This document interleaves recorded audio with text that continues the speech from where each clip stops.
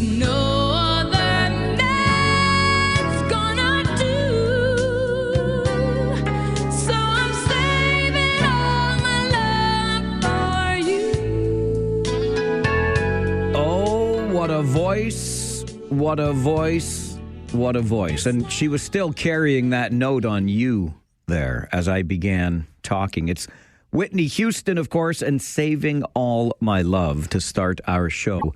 On this Wednesday, the 11th of February, we choose Whitney Houston, sadly, because it was on this day 14 years ago that the voice was gone forever. Whitney Houston, on this day in 2012, found dead in her Beverly Hills hotel room. The death was later ruled by the coroner to have been an accidental drowning. As I'm sure you know, Whitney Houston influenced many singers and was known for her powerful, soulful vocals, vocal improvisation skills, and, of course, the use of gospel singing techniques in pop music and her live performances. Whitney Houston had 11 number one singles on the Billboard Hot 100, and she is the only artist to have 7 consecutive number one singles on the chart. 7 consecutive. And so the song I chose this morning with intent was the first of those 7 consecutive number one singles, Saving All My Love for You. Do you want to take a stab at any of the other 6 consecutive number one singles that Whitney Houston had on the Billboard Hot 100 chart? And bonus points if you can name either of the 2 bands, there's a hint for you, that she passed. These 2 bands had 6 consecutive number ones. Whitney had 7. The first of those 7, Saving All My Love for You. If you want to put on your trivia hat this morning and take a guess at any of the other 6 consecutive number ones for Whitney Houston, I am all ears as always. And of course, as always, our phone lines open the minute we begin the show every day. 519-570-2545, star 570, and 1-800-570-5715. A huge thank you as we get underway this morning to our friend Susan from Sarnia. I'm not sure if you remember Susan. She hasn't called in a while, but she's famous for being Susan from Sarnia. And she's obviously a very good sport because I give her a hard time about being from Sarnia. I mean, I wouldn't admit to it, and that's how she is known here on the radio show. But Susan dropped off yesterday a Christmas card. That's right, on February the 10th, a package and a card. It's got Santa Claus right on it going down a chimney right here. What a great way to start the day or finish the day yesterday, because this came in just after the show. And it says, "A joyous Christmas." Inside, Susan writes, "Mike, you had said on your show, why can't the feeling of Christmas carry through the year? Well, this is my effort to carry that joy forward. Also, a big thank you for making 2025 a year of entertainment and knowledgeable content on your show. I know you like pickled eggs." And along with the card, in the bag was indeed a jar of pickled eggs. Because you're right, Susan from Sarnia. I do like me a pickled egg. Take care. Susan from Sarnia, Farwell's Force member number 74, I think. Susan, I checked. You're close. You're number 78. You're right down there as Susan from Sarnia. Or no, I put you down as Sarnia Sue, number 78. Listen, you muckety mucks. I can't keep track of everything. You got to please remember your Farwell's Force number. We're up well into the 300s now on our quest to get to 500. It's okay. I've got a list. It just gets harder to find, but at least Susan was in the ballpark. She thought 74. I find her right there at number 78, Sarnia Sue, one of our members of Farwell's Force. If you'd like to be a member of Farwell's Force, we are always accepting them. All you have to do is listen for 15 minutes every day. That's all. Not just 15 minutes here and there, but 15 minutes every day. Doesn't have to be the same 15 minutes. If you do that, we are more than happy to welcome you into our force for good, force for change, force to be reckoned with here in the community. Be just like Susan. Drop me an email, mike@570news.com, or give us a call and say, hey, I want to be a member of Farwell's force because I want to be part of the force for good as well. I'll add you in sequence, or like so many people have done, you can pick a number if you want and make my list that much more difficult to keep track of. I try so hard. Pickled eggs from Susan from Sarnia. I just want to say this, and forgive me for the boastful nature of it, but my beloved makes my lunch every day. She packs a lunch for me that all I have to do is get up in the morning, take it out of the fridge, and there it is. And I feel all the guilt for this. I am treated like royalty, and I don't deserve any of it. She's so wonderful to me. Last night might be an exception because I had to go from work to work, and so I'm at the hockey game, and my beloved decided to go the extra mile. One of the things that is usually a part of my lunch for work is hard-boiled eggs, and she made deviled eggs this time. And let me tell you how much I love a deviled egg. Like, a deviled egg might be just above the pickled egg. Oh, my goodness. So that's the way I'm being treated this morning. Susan from Sarnia drops off pickled eggs yesterday. My beloved leaves me deviled eggs to bring to work this morning. I want to also take just a quick moment to thank you so sincerely for how special you made last night's Kitchener Rangers game for me personally. It was Don Cameron Potato Night. The win on the ice, and let me tell you, it is something to watch this Kitchener Rangers team right now. It is like a symphony. If you had a symphony on a construction site, like these guys just they play the game so beautifully and they work so hard. It is a joy, an absolute joy to watch this team play hockey right now. But of course, it being Don Cameron Potato Night and Don Cameron being a long-time contributor, not just to this community, but obviously as the voice of the Kitchener Rangers. And we shared a lot of stories through the night. Josh Piercy put together this second intermission that choked me up with some old audio of Don Cameron calling games. It was just fantastic. Just another reason for you. I know you know this is your home for Kitchener Rangers hockey, and that's why you come here. But we make it worth your while with stuff like that. Josh's second period intermission was just a home run, a grand slam. It was so good. And then our post-game show, stories were shared, including from our buddy Josh Brown, who writes for the Waterloo Region Record and covers the Kitchener Rangers. Just incredible stuff. And Josh called into the post-game show, Rangers Talk, to share some Don Cameron stories. Our buddy Eddie, who's been a long-time caller to our post-game Rangers Talk show, also had some Don Cameron stories to share. And it was special. It was really special to hear about that and remember Don the way that we did. And, of course, raise some money and collect some potatoes for the House of Friendship on Don Cameron Potato Night last night. Really enjoyed it. Just ahead of our Farwell Show 5, let's get to the phones because they're already getting busy, and I love that. It's a two-way conversation after all. Is this Debbie or Webby? Webby. Webby. Yeah. Webby, do I know you? Is this a nickname? Yeah, we've met a couple of times, and I've followed you up over the years a few times. Okay. Usually music related. All right. Have I called you Webby in real life before? Yeah. I'll be darned. Okay. Webby, good morning. Good morning, Mike. I've got a couple of guesses for you, two of each. Okay. Your question. Yeah. I want to dance with somebody, saving all my love for you, and then the two others with 6, I go Elvis and the Beatles. Oh, okay. So I Want to Dance with Somebody is one of the other 7 consecutive singles. You are absolutely right. And the Beatles also one of the bands. So there's one left that had 6 consecutive number ones, but you got one of them in the Beatles. Did they get the other Whitney? That wasn't part of the I Want to Dance 7? with Somebody, you said, right? And I said, saving all my love for you. That's the one we played. That was the first one. Yes. Oh, sorry. Don't be sorry. You got 2. Okay, thanks, Mike. Thanks, Webby. Good to hear from you this morning. So we started the show with Saving All My Love for You because this is the day, unfortunately, that Whitney Houston passed back in 2012, and she had 7 consecutive number 1 singles. 7 consecutive. Nobody else has ever had 7 in a row.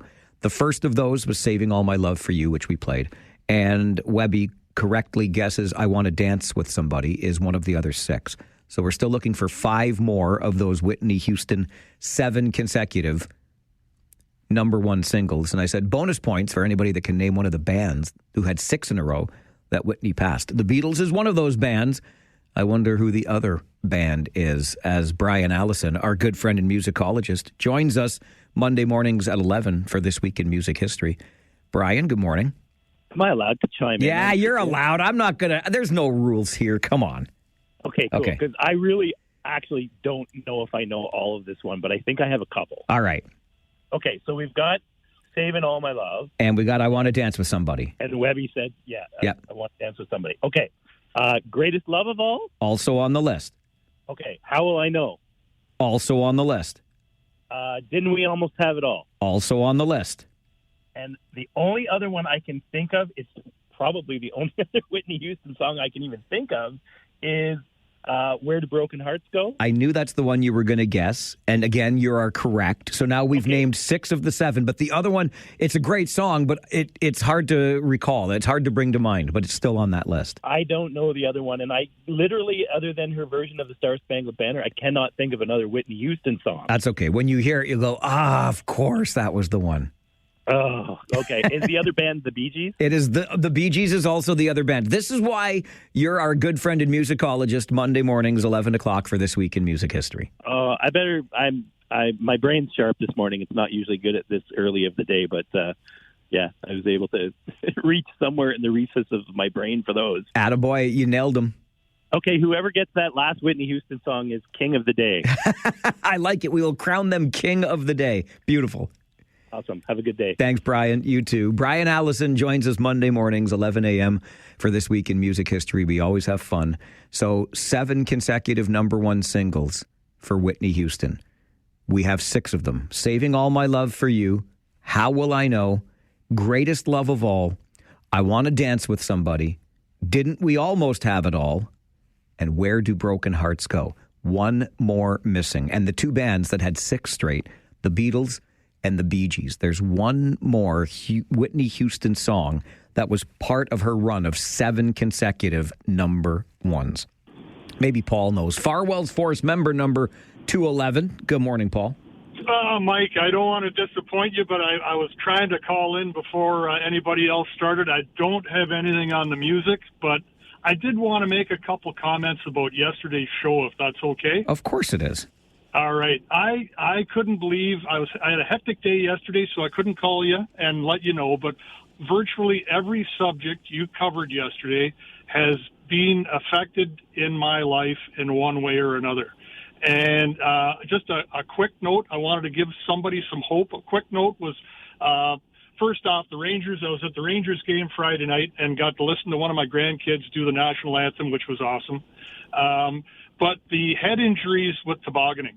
I had my youngest at 4 years old get a severe head injury tobogganing, and we were told that we would be able to teach him how to tell time and make change, and he would probably be working at some menial task for his whole life, and that would be it.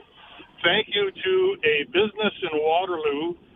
They retrained his brain. We pulled him out of school every Monday, and they retrained his brain. He is now in his 30s, and he is doing so well that the company he works for ships him around to all their warehouses in southern Ontario to fix problems when they have them there, which is awesome. That was breakthroughs in learning in Waterloo. The other thing was, because of his brain injury, he couldn't do much when he was small, didn't have a lot of friends. So we wanted to let him do stuff. And with the water shortage, you were talking about water shortage yesterday, I put an 800-gallon water tank on the back of my garage, hooked up to the roof, and used that for supplementing my gardening. And I don't do the grass, but he would then, I didn't want the Region coming by saying he couldn't wash Grandma's car whenever he wanted to. So that's what that was for. And just so people would know, I was shocked at how fast you can drain that 800 gallons just by watering your garden. Other stuff I could comment on, Mike, but I don't want to take up all the time, but I appreciate your show, and thanks for what you're doing. Paul, I love that call. Thank you. So glad to hear that your boy is thriving despite the early prognosis. And that hits me right in the feels right there. I love it that you found something in every conversation we had yesterday that related to your life. We try our utmost on this show to bring you content that is relevant. And we will be talking, by the way, about our water issues on this show again today, but connecting them to sewers as well. It's not just a water problem, it's a sewer problem.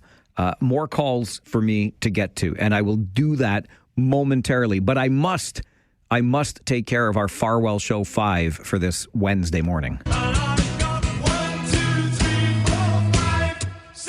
And we will start, of course, at number 1. And British Columbia Premier David Eby, who said yesterday's mass shooting in the province's Peace region is devastating. 10 people, including the shooter, are dead after a turn of events that ended at Tumbler Ridge Secondary School. Eby said last night he's at a loss for words. It's the kind of thing that feels like it happens in other places and not close to home in a way that that this feels for so many British Columbians and Canadians. The devastation these families face, it's just impossible to understand what they're going through. More than 25 others were hurt at the school, 2 of whom suffered life-threatening injuries. 2 bodies were found at an area home believed to be connected to the incident. Police say they don't know the shooter's motive. Number 2, Prime Minister Mark Carney has had another phone call with U.S. President Donald Trump.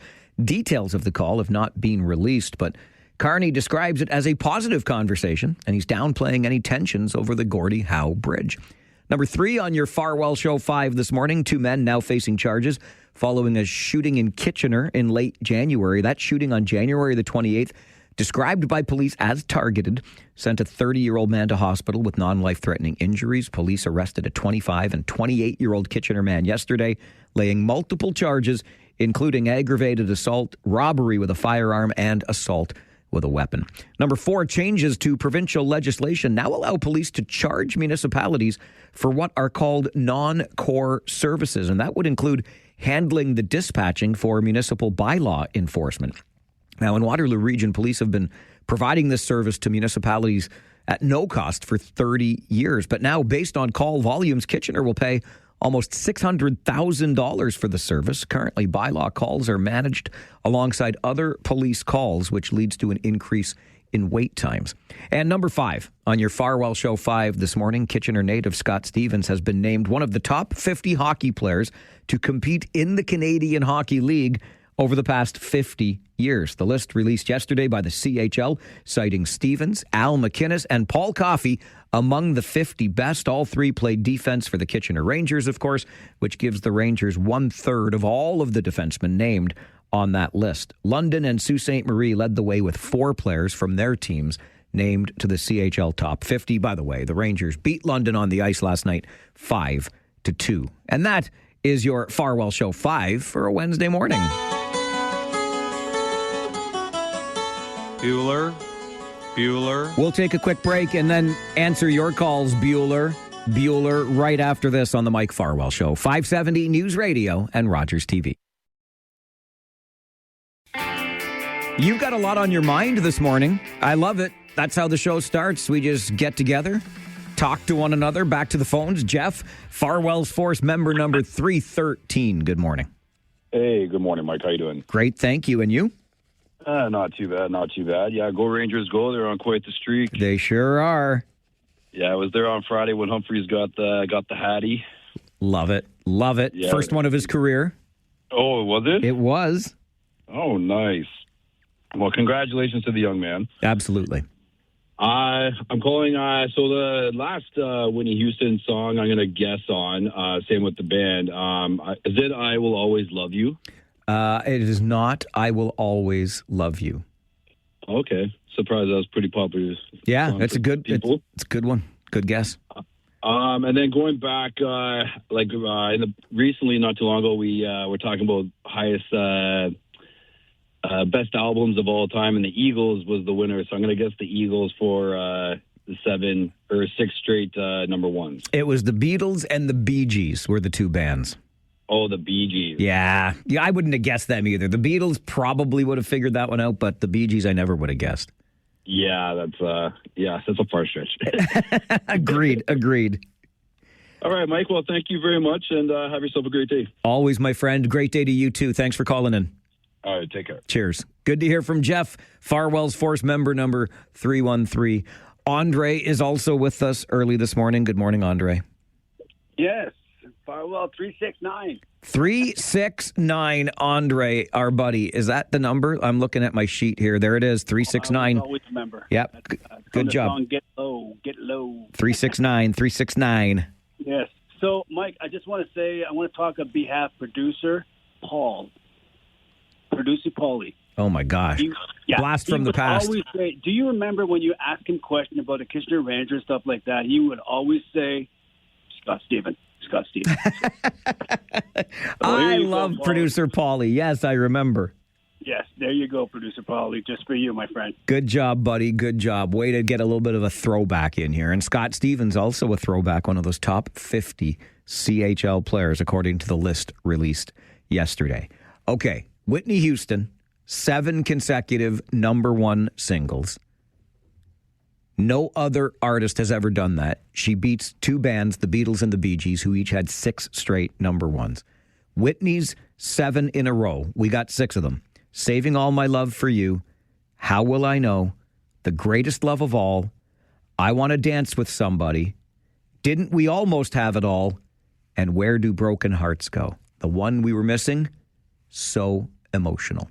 Those are the 7 in a row from Whitney Houston, consecutive number 1s. No other artist has ever done that, including the Beatles or the Bee Gees, who each had 6 straight number 1s. So a little bit of fun there to start the show on what is a pretty heavy news day for sure. That story out of British Columbia is a tough one to digest for sure. It almost makes me feel like we're living in American times for sure.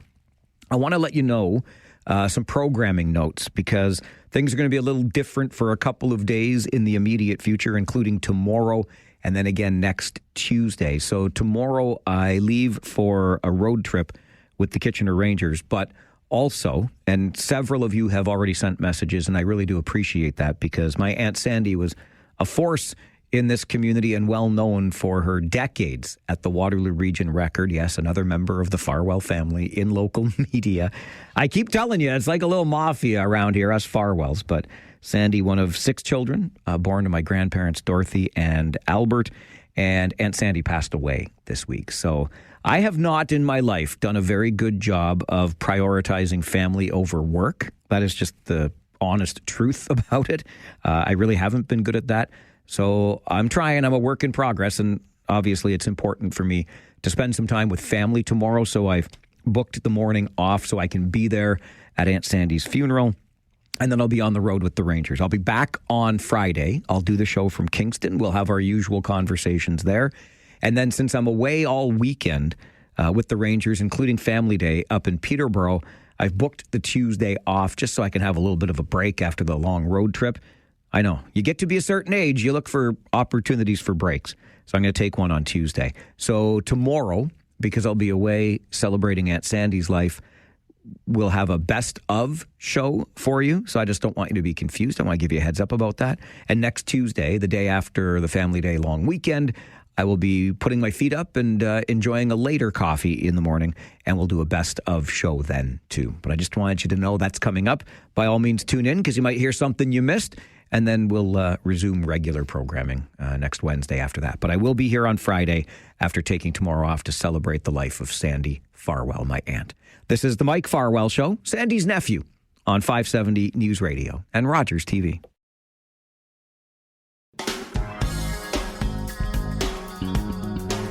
It has been hard to avoid the story originating in York Region, where the media conference was held outlining charges in a sweeping investigation that included charges against several members of the Toronto Police Service. And as we discussed on the show yesterday, now the province's police watchdog is ordering an examination of every police department in the province just so we can make sure everything is on the up and up. And perhaps there are mechanisms in place to prevent internal corruption in the future. Ari Goldkind is a criminal defense lawyer, joins us on the show this morning. Ari, it's good to talk to you. Good morning. Great to be with you, Mike, on I think, a pretty sad day in Canada on a number of fronts. Oh, you are so right about that, and thank you for acknowledging it. It's another difficult story to avoid. On the corruption issue, though, Ari, you have described this as turning into a full-blown crisis. Why do you say that? Well, I do think that for a number of reasons. And just for your listeners to remember, I'm a criminal defense lawyer. So for 20 years, I make my living in the criminal justice system that involves every day of my life significant numbers of police.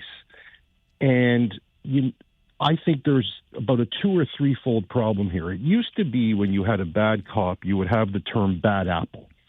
And everybody knows that term, that there'd be one dirty cop, like you can watch the Richard Gere movie, Internal Affairs, you can watch The Lincoln Lawyer, and no, there's going to be one bad apple. This is getting much bigger. And while it's getting much bigger, which is a deep concern to me, particularly as I talked about yesterday, on anti-social media, my concern that this is only coming out now. Where were the whistleblowers? These men, if they are guilty of what they're charged with, and of course they haven't had a trial, but let's presume the allegations have meat on the bone or smoke where there's fire now. There had to be many more people knowing this was going on. It can't be done in a vacuum. Where were the whistleblowers? So my concern is that this is a much more widespread problem than we think it is. The second part to that, Mike, and this also bothers me, and these two thoughts can go together. They're not mutually exclusive, is I hate the idea that thousands upon thousands of honest and good and decent cops are now going to have the stink eye on them, or people wondering, do you take shortcuts? Do you access information? Did you know about this? So while the police associations are doing what they're supposed to do, Mike, putting out press releases going, don't tar us with the same brush, there is a little bit of a bigger picture here, which is the public trust. Remember, the sides of the police cars say to serve and protect, which in the last 2 years, at least in Toronto, I've questioned significantly given the rise of Hamas and all the fake protests about why are the police standing there not protecting. This is a big story, and the fact that they're making this a much bigger story, I think, is a good thing. But boy, oh boy, do I not understand how people didn't come forward until the you-know-what hit the fan the other day. So when you talk about how widespread this is and the pledge from the police watchdog to look into all 45 police services across this province, do you suspect that there might be problems within many more of those, or is this wider spread within Toronto's police service? I'm going to hope that it's Toronto and the GTA and it doesn't go wider and up to Barrie and Orillia and North Bay and Kapuskasing. However, when you look at what these policemen are actually alleged to have done, and by the way, these are not retired policemen, Mike. A lot of the times you'll hear about something somebody did 25 years ago, or, old school coppers took people to Cherry Beach 30 years ago. Okay, fine, that's 30 years ago. These are on-the-job officers, senior, powerful officers. One of the officers even had a significant problem in 2016, and he skated by on it. But it looked like the behavior continued. So I'm hoping this is a GTA thing. But I'll tell you, Mike, when you're doing what they're alleged to have done involving the superintendent of the Toronto South Jail and others, and homes being shot up and information being provided, there are audit trails. There are, breadcrumbs that go out. And in a culture, and here's the line, Mike, you and your listeners absolutely know, this is not being wonky, the thin blue line. I've always hoped that the thin blue line is more of a fiction, or it's changing as the world changes. But I'll tell you, one of my biggest questions is not what everybody else is asking, which is what did these men do? One of my biggest questions is who knew about it and chose to stay quiet? Do perhaps we need some sort of legislative change that would allow for whistleblowers, protect them should they come forward? Well, that's a great question, Mike, and I hadn't turned my mind to that. I'm hoping it exists. I don't know that it does. I know in the States there are huge whistleblower protections, which is why you often see whistleblowers testifying in Congress. They're not blacked out like on a Netflix documentary where you can't see their face. They can sue when they're done. So I'm hoping that exists in our country. But, I have not heard of even one innuendo that people came forward a year ago, 6 months ago, 2 years ago, and raised concerns. Now, maybe that's how it happened and how this came to light. But again, when you have this number of police who are in high-ranking positions in the Toronto Police Service accused of this, I just need to know where those breadcrumbs go. And here's the other question, Mike, which I don't think is talked about enough. I don't know why this police chief of Toronto, Demkew, gets a pass. Doesn't the buck stop at the top? Why is nobody talking about how does he keep his job given the last 2 years of arguably very, very, very poor policing? That is a question that I seem to think, last time I checked, accountability is good. The one thing he's doing, Mike, to save some face, and I give him credit for this, is he has moved to suspend these officers without pay, which up until 2024 was almost impossible. I'm glad you brought that up because I think it is notable that several of these officers are suspended without pay because prior to that change in 2024 that you just alluded to, these officers could be charged, sitting at home, awaiting trial, whatnot, and still collecting money from us as taxpayers who foot the bill, of course, for their salaries. That's right. And just for your audience to know what that means, unless they were convicted of a crime and got jail time, they were getting pay. And it often added up to hundreds of thousands of dollars. Now, I would be fine with that if it was something that they're charged with doing on the job. But the legislation was changed so that rule was not in place in 2024. And for anything now off the job or so egregious that it gives the police chief some wiggle room to do it. 6 of the 7, I understand, or 5 of the 7. I think it's 6 today, Mike. 6 of the 7 are now suspended without pay. That, to me, is a very, very positive step. Again, presuming them innocent, maybe they'll be acquitted at trial, maybe they'll have an action after. But the last time I checked, Mike, we're in the 9:30 hour. You have thousands of your listeners right now driving to their second job, or driving home from their first job, some making minimum wage. The idea that these men, I think the argument is, I'm not saying I'm for or against it, but the idea that these men would be getting hundreds of thousands of dollars of pay while they wait for their trial, I think the police chief has made the right move on that. Brilliantly stated. Ari, as always, it's great to get your perspective on the show. Thanks for being here this morning. Good to talk to you, Mike.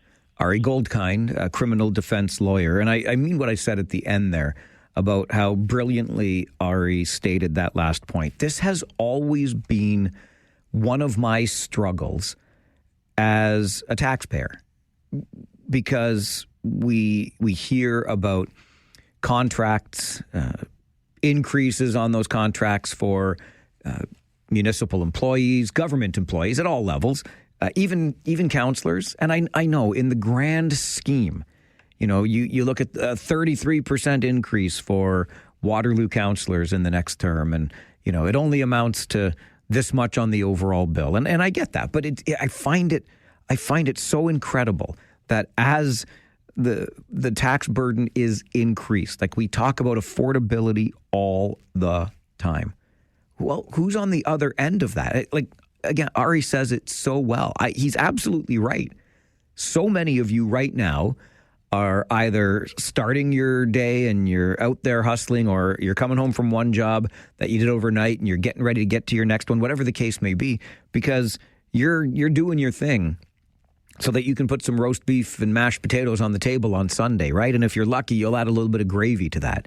And as you do that, right, these increases that we constantly face, we are helping to make more secure the lives of government workers. You look up to the federal level and the promised cuts to the federal civil service, but think of the jobs, the pay, which is generally higher than the private sector, the benefits, the security, the pensions, all of these things that are funded by Joe and Jane taxpayer. The province just took a massive pay hike for, and I know they'd been frozen pay for MPPs for quite some time, but not only did they get increased dramatically, but pensions were added to those positions as well. Lovely for the people who have the positions, a little bit less lovely for those who are paying for those people to have those positions. It's a tough spot to be in. So I'm absolutely with Ari on the idea that suspension with pay should be a lever available to a police chief in situations like this. I mentioned this yesterday when we touched on the story because I played for you a little bit of the media conference Ryan Teschner held, the Inspector General of Policing. That's the province's policing watchdog I've been making reference to. And he has ordered this review of dozens, almost 4 dozen police agencies across this province. It will include Waterloo Region. It will include Guelph. Both services having said we welcome the review. But this Inspector General of Policing is ordering this probe of all police services. And meantime, those police chiefs do have at their disposal the opportunity to suspend without pay. And I remember talking about this with Brian Larkin when he was the chief here in Waterloo Region. And this was something he was very interested in seeing changed provincially. It had to be provincial legislation that would allow for chiefs to suspend without pay in certain circumstances. And I think we'd all agree that these are the kinds of circumstances, this story out of Toronto with so many officers charged in this investigation, corruption within the Toronto Police Service.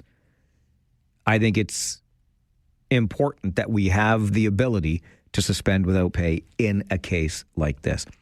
More broadly, and you know what, let me allow you the chance again to hear from Ryan Teschner, the Inspector General of Policing, because he says something here at the end that really struck a chord with me.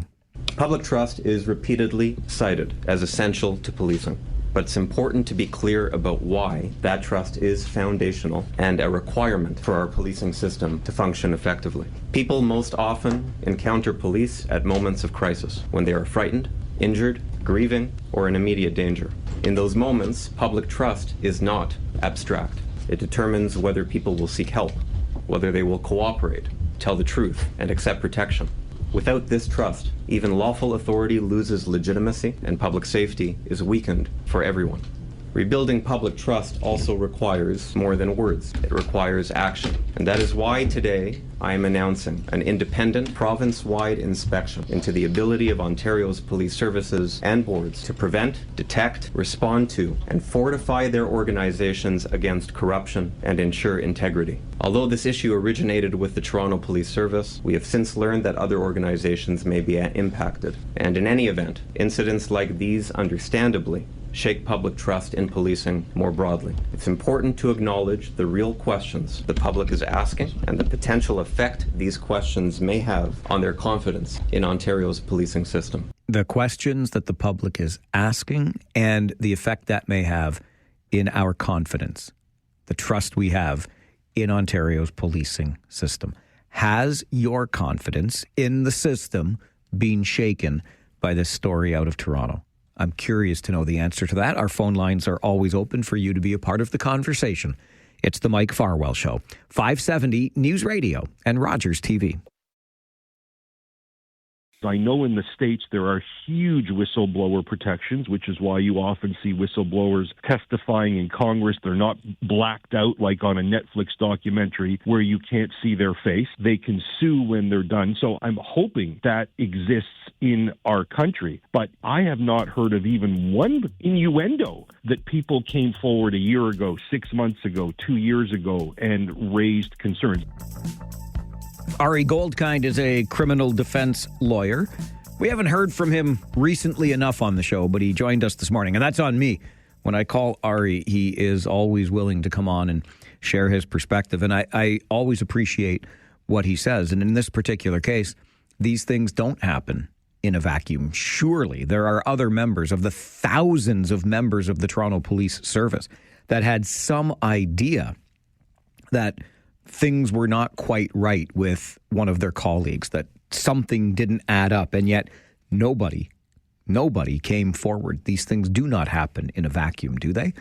Our Inspector General of Policing here in Ontario believes that public faith in the policing system has been shaken by this, and I wonder where you stand on it. 519-570-2545, star 570, and 1-800-570-5715. Gary, Farwell's Force, member number 41. Good morning. Good morning, buddy. How are you? Good, thanks. How are you? I'm doing okay. Just got in the shuttle to go drive around.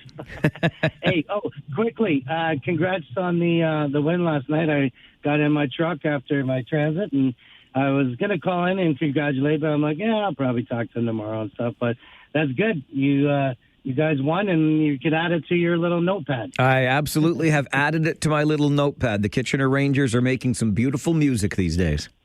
Beautiful. Well, congrats. It's sad that, to hear that this has happened, but it's no surprise, the corruption that goes on everywhere,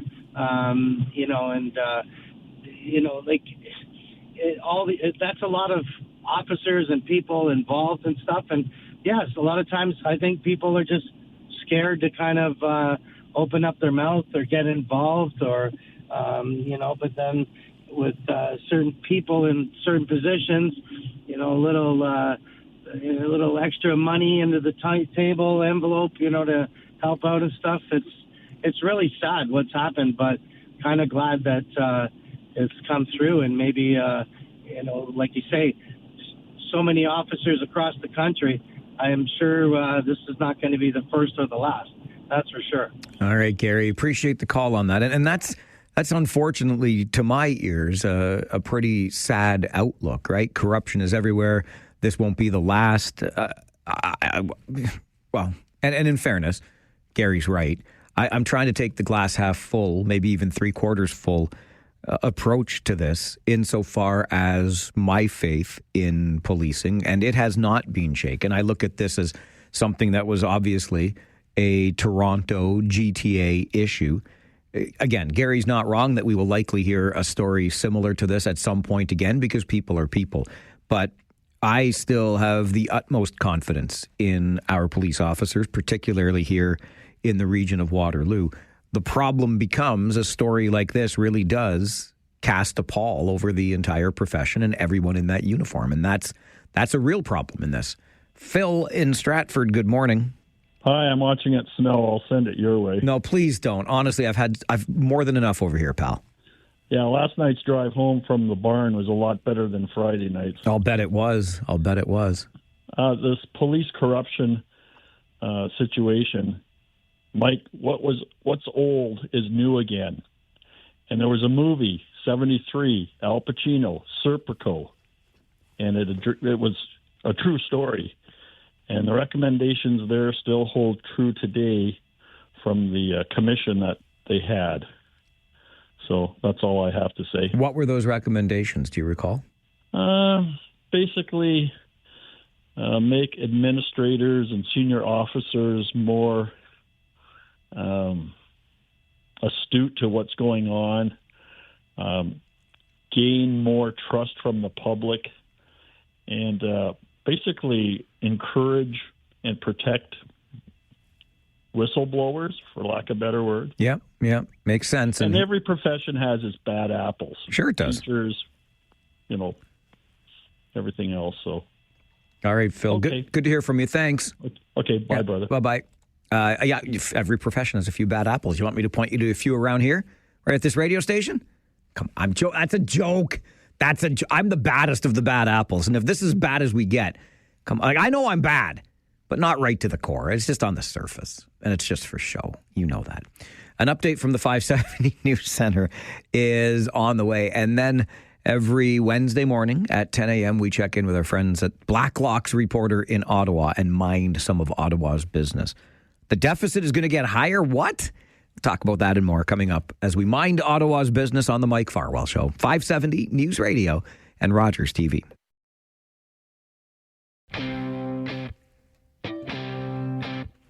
It is the only reporter-owned and operated newsroom covering our nation's capital with neither politics nor punditry. All original content to be found at the Blacklock's Reporter online, blacklocks.ca. And we bring it to the show every Wednesday morning at this time with the managing editor of the Blacklock's Reporter. Tom Korski joins us. Tom, good morning. Morning, Mike. 300,000 refugee cases pending in the 300,000 cases pending in Canada, Tom? That's true, says the Immigration and Refugee Appeal Board, and that's their job. They take all those hearings. Appeal is automatic anytime an illegal immigrant or a refugee claimant stepping off a plane, typically at Pearson International Airport, makes a refugee claim. They are entitled to a hearing. Everyone gets a hearing, and the backlog is now 4 years. What's interesting and startling from the Immigration and Refugee Board chair testifying in Senate hearings, Mike, is that a third of those in the backlog, 300,000, are still awaiting security clearance. In other words, the MPs had known that it would take some months for Canada Border Services Agency or police to do a cursory security background check on those people. And now we see that there's 100,000. MPs have asked, well, does that mean you have all these people sort of hanging around? We don't really know anything about them or their status, and that's exactly what that means. Why is this relevant, Mike? Because there are charges pending in the famous case in Toronto in which father and son were charged with plotting a terrorist strike, presumably against a Jewish target, in the Greater Toronto area. One was in on a student visa, and the other had filed a refugee claim, became a citizen. But there was completely inadequate security screening, including involving the father, who featured in an ISIS terror torture video. So MPs have just been appalled by this, but the figures are startling. They are startling, and I love the way you described it, 100,000 or so just hanging around. I mean, 4-year wait list. Don't we need to kind of plug the hole where they land and get in? Isn't that where the screening should sort of begin and end? Well, it's interesting that now you say, exactly, didn't we start doing that in 1867? No. And there's a bill pending now in Parliament. This is a Liberal bill. This is not some, conspiracy theory. Bill C-12, anyone can read the text. And their cabinet wants to give border agents and others, including cabinet itself, authority to revoke a temporary permit anywhere, anytime, or revoke any other document, their words of the bill, not mine, if it is in the public interest to do so, end of quote. And I'm with you, Mike. You say, well, why was this not done all along? And in the face of these staggering numbers that led to this 4-year delay we talk about. No question. Okay, moving on to electric vehicles, Tom. And our industry minister seems to not understand why anyone would oppose Chinese EVs in the Canadian market or the revival of those EV subsidies. It is apparently a riddle wrapped in an enigma for Industry Minister Melanie Joly. That's correct. And she did give a speech at the Commons Industry Committee explaining why would anyone, why are you against electrification? She asked some members of Parliament, frowning severely at the opposition benches, to which the opposition said, okay, if it's going to be that way, they passed a motion through the committee with bloc support to investigate everything about the new electric vehicle policy, including unprecedented market access for those 49,000 Chinese-made battery electric cars, starting at a quota of 49,000. That's almost half the market based on real sales averages. And, Mike, there's a lot of questions about that. And it's going to be I think it's going to get pretty hot. It should get pretty hot, shouldn't it? Those cars, I mean, Canadian Auto Workers, formerly now Unifor, has opposed it. Premier Doug Ford has famously said it. The cars were the subject of a Department of Finance finding. This wasn't ancient history. It was last year that said, look, these are all state-run automakers engaged in predatory trade practices. They priced them at $35,000 to undercut all domestic market. And in this country, that's after, according to the Budget Office, the feds put you on the hook for a minimum $50 billion in subsidies for electric car industry. Why would you slit your own throat, forgive my crude language, by letting in these underpriced Chinese imports that you have described as literally built to destroy the domestic industry? Oh, so many questions. So many indeed. Okay, I have a I have a bit of a love-hate relationship with you on this file, Tom. I love that.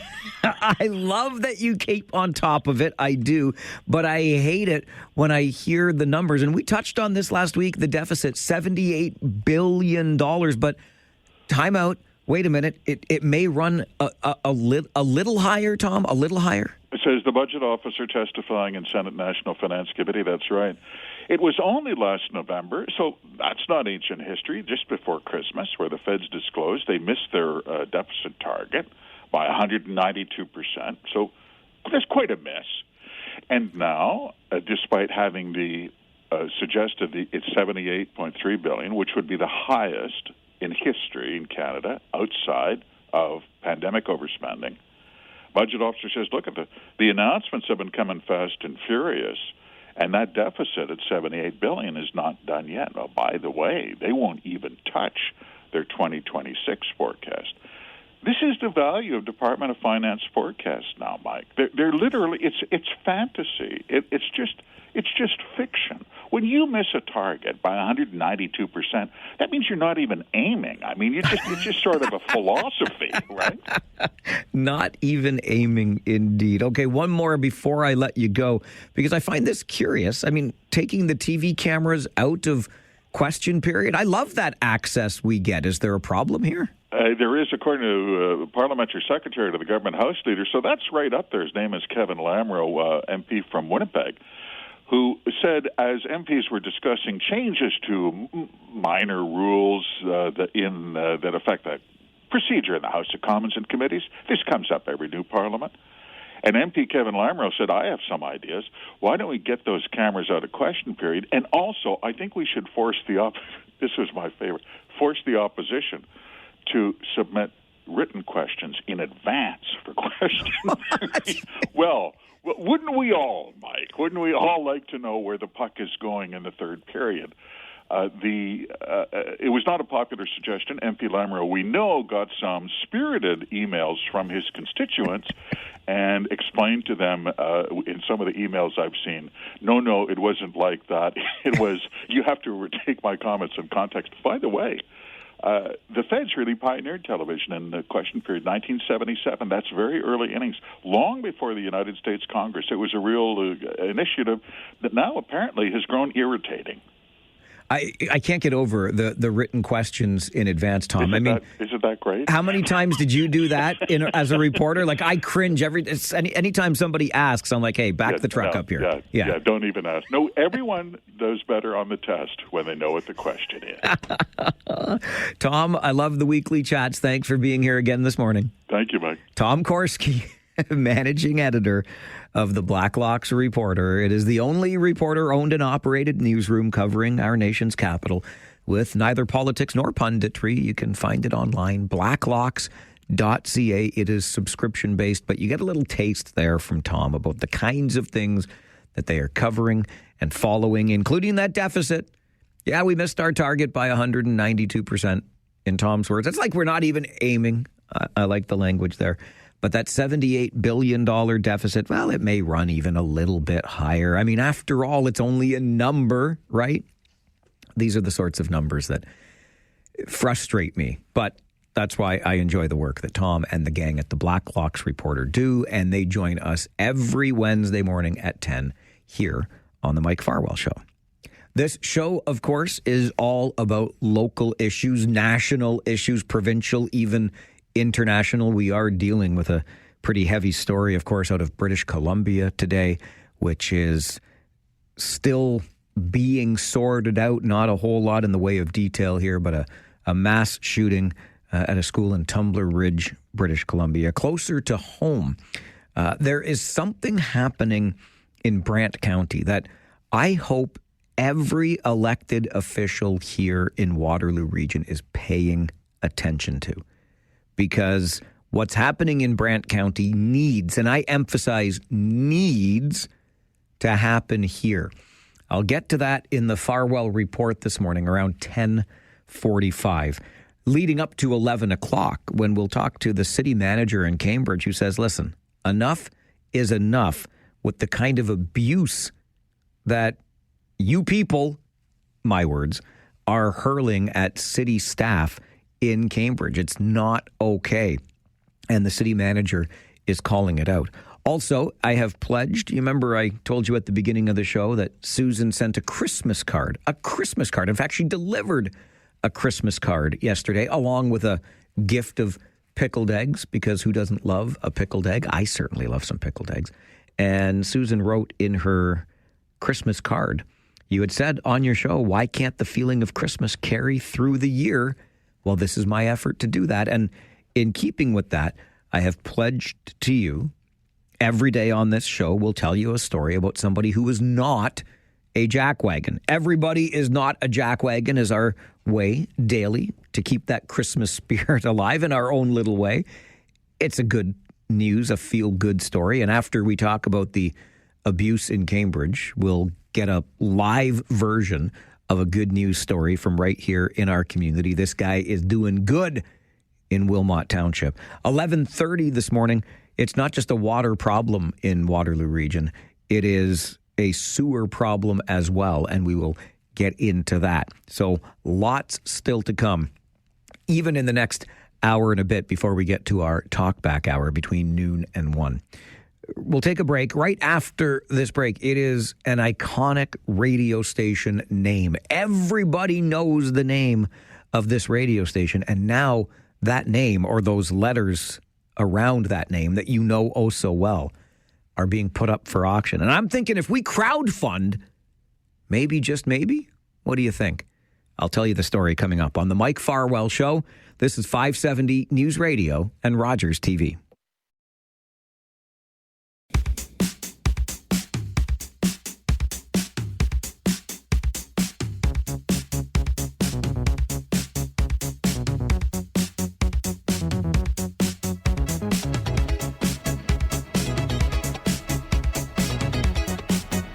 Well, consider it a massive fail on my part. I can't believe I don't even have handy. And if I was really doing my job well, which clearly I am not, I would have sourced this earlier today. I do not have handy the theme song that would make absolute sense to play right now from an iconic, and I do mean iconic, sitcom from about 45 years ago. Baby, if you've ever wondered whatever became of me. Well, I'm living on the air in Cincinnati, and the letters to the radio station that are now up for auction. I would have loved to play that for you. I'm not going to sing. Last time I sang on this show, I was criticized, and rightly so. So, you know what? I'm just going to take a break from the singing for a moment. Maybe today I'm in better voice than I was on the day that my singing was mocked, but nonetheless, I'm sparing you your ears. I think you know where that little ditty was going, and I'm going to get to it in just a moment. But first, thanks to my buddy Phil, who made me aware of this one. A post online from J&R Hall Transport in Ayr, and they had 3 trucks stolen from their yard last night. 2023 Freightliners, no less. 2 of them did not have J&R Hall stickers on them, but 1 did. None of them were licensed, but the questions abound when something like this happens, doesn't it? And Phil is absolutely full of those questions. I mean, this is not the first time that J&R Hall Transport has been hit like this. And Phil points out in his email to Mike at 570news.com, a logoed truck is pretty easy to spot. Where do these stolen trucks go? Like, these are not pickup trucks. These are not F-150s. These are Freightliners. Where do they go? Who relicenses them and how?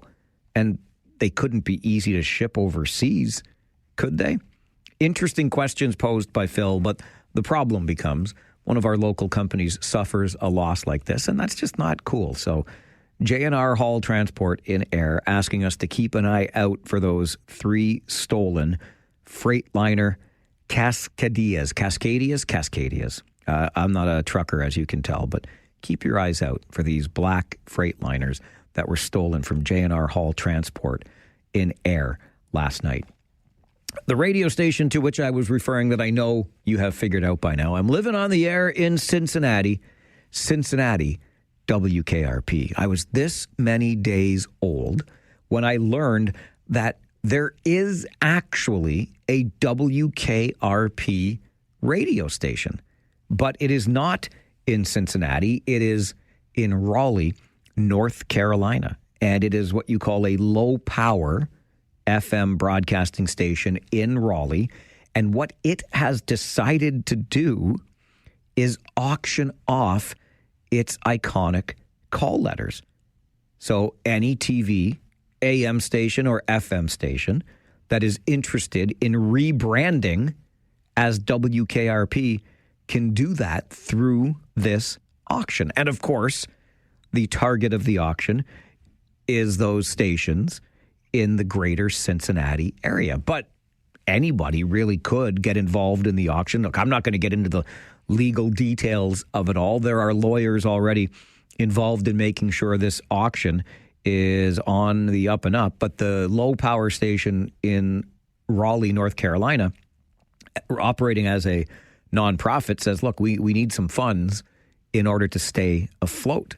So one of the ways we have decided to raise those funds is auctioning off the call letters, as we would say, WKRP. Now, as you probably know, this radio station right here is technically, by the book, we call it 570 News Radio, but as per licensing, it's 570 CKGL, just like our sister station down the hall, Chime 96.7 is CHYM.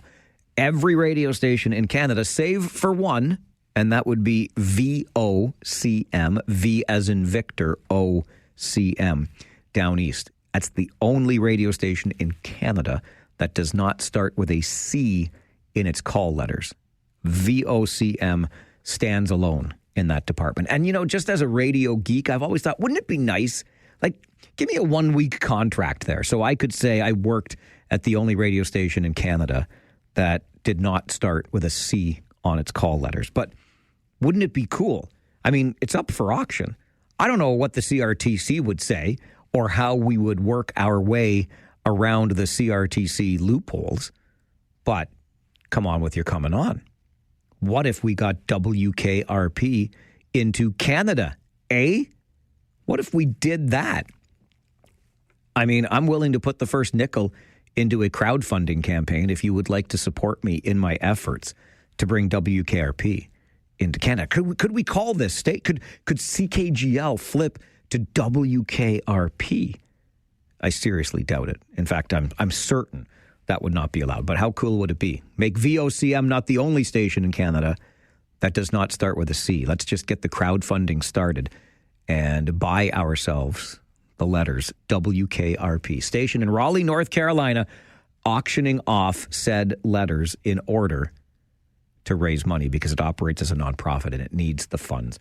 It's on our Facebook page today, facebook.com/The Mike Farwell Show, if you are so inclined to see what it looks like. It looks nothing like the WKRP in Cincinnati that we came to know and love. But I had no idea it was an actual station until my buddy Eric sent me a link to it this morning. And Eric, who is the CEO of the Waterloo Region Community Foundation, has roots in the Cincinnati area. So he and I go back and forth quite a bit on our favorite fictional radio station, which apparently is a real radio station.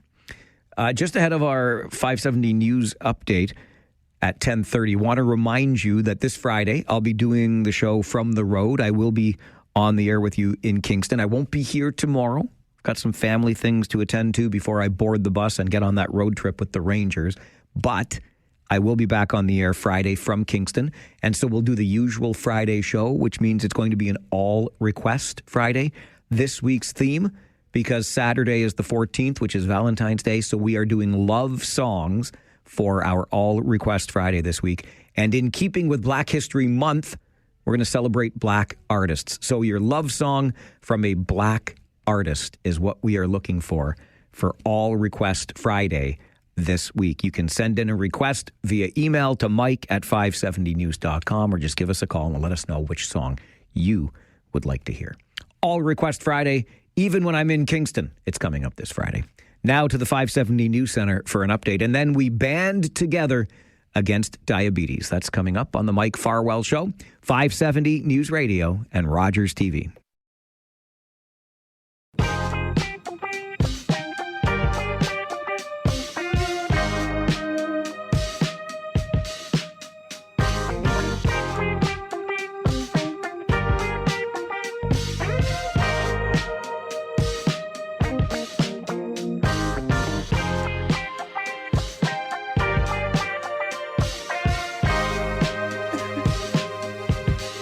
Well, it must be getting close to that time of year because not only is she's back, but she's wearing the 2025 Band Against Diabetes swag. My good friend Christy Miller joins me in studio. Good morning. Good morning. How are you? Well, it's been a year. I've been okay. Like, what's changed in your life? Right. I know, right? It just goes by so fast. It does. But we keep in touch, social media and emails over the years, stuff like that. But it's nice to have you here again. Yeah, Thanks. thank you for having us. And you bring along Dr. Laura Green with you, National Director of Research Programs at Breakthrough T1D. Good morning to you, Laura. Good morning. Thanks for having me. It's an absolute pleasure to have you here. Christy, let's start with you on Band Against Diabetes. We do this on an annual basis because this is such an important cause to you, but please share with us the background. Yeah, so the background is this is actually our 5th year for the fundraiser. There were a couple of years in there that kind of got lost in the whole of COVID, but 5 years for the event. Our family does the event because I was diagnosed type 1 diabetic when I was 21. And then our son was diagnosed at 18 months. So this is, for us, a cause obviously very clearly close to our hearts. And since then, the amount of people that we've known in our circle and in our community that have been diagnosed with this disease obviously kind of made it even more important for us to get the word out and to educate and to do our part. I love it because Band Against Diabetes, we can short form to BAD, which is an awesome acronym. And we band against diabetes because this is a night of music from local bands. It is, yeah. So we've been really fortunate all around to have such amazing people be part of this. And, as soon as we do one, they're like, when's the date for next year? We want to do it again. So, my brother-in-law manages the bands. But we have a band from Burlington that has done it every year but 1 year because of a conflict. And the other bands are, comprised of my high school friends and of our group of friends. And it's just a really special night. How much have you raised over the 4 years so far? I asked for a fact check on this. I think just around or over $130,000. That's fantastic stuff. Okay, so Laura, let's move it over to your side with Breakthrough T1D. What does money like this allow to be done research-wise? Yeah, it's fantastic. What Christy and her family does contributes so much. We're actually really close to closing our $100 million campaign to accelerate. And events like this are going to help put us to that end goal. And then that money goes to research for type 1 diabetes in Canada. All the money stays in Canada, and we have amazing researchers here. At least 70% of our research funds go to cure research. That's screening for type 1, preventative therapies and cell therapies to replace insulin production. And then in Canada, about 25% of those funds go to improving lives for people living with type 1. So that's looking at complications like heart and kidney and eye disease, research into mental health supports, because living with a chronic self-management disease is not easy. And, new devices. Christy's sporting some amazing devices. I have it all on my arm, so you can all see it. Yeah. And, it's one of the big research grants that we fund in Waterloo, actually, at the University of Waterloo, a researcher looking at really, really inventive new devices. So all of Christy's hard work translates into huge impact. So Christy talks about, as an adult, being diagnosed with type 1. And then her son at 18 months diagnosed. Difference, Laura, between type 1 and type 2? Yeah, so type 1 is an autoimmune disease. So unfortunately, you can't at this time prevent it with any diet or lifestyle factors. It's your own body thinking that beta cells in your pancreas are an enemy, and unfortunately they attack them and kill them, which means you can't make your own insulin, meaning you can't process any glucose that you consume, which is kind of a big deal. Yeah. So people who don't know that this autoimmune attack is happening, unfortunately, most children are diagnosed with diabetic ketoacidosis, which is a really scary, life-threatening condition. Parents often think, it's the flu. They might go to the doctor once or twice. Seems like the flu's getting worse. And all of a sudden that child's in a coma because their body has started creating acidic blood, basically, because they're not able to use that glucose. So it's really, really scary. That's why screening is important. Trying to prevent the disease is important.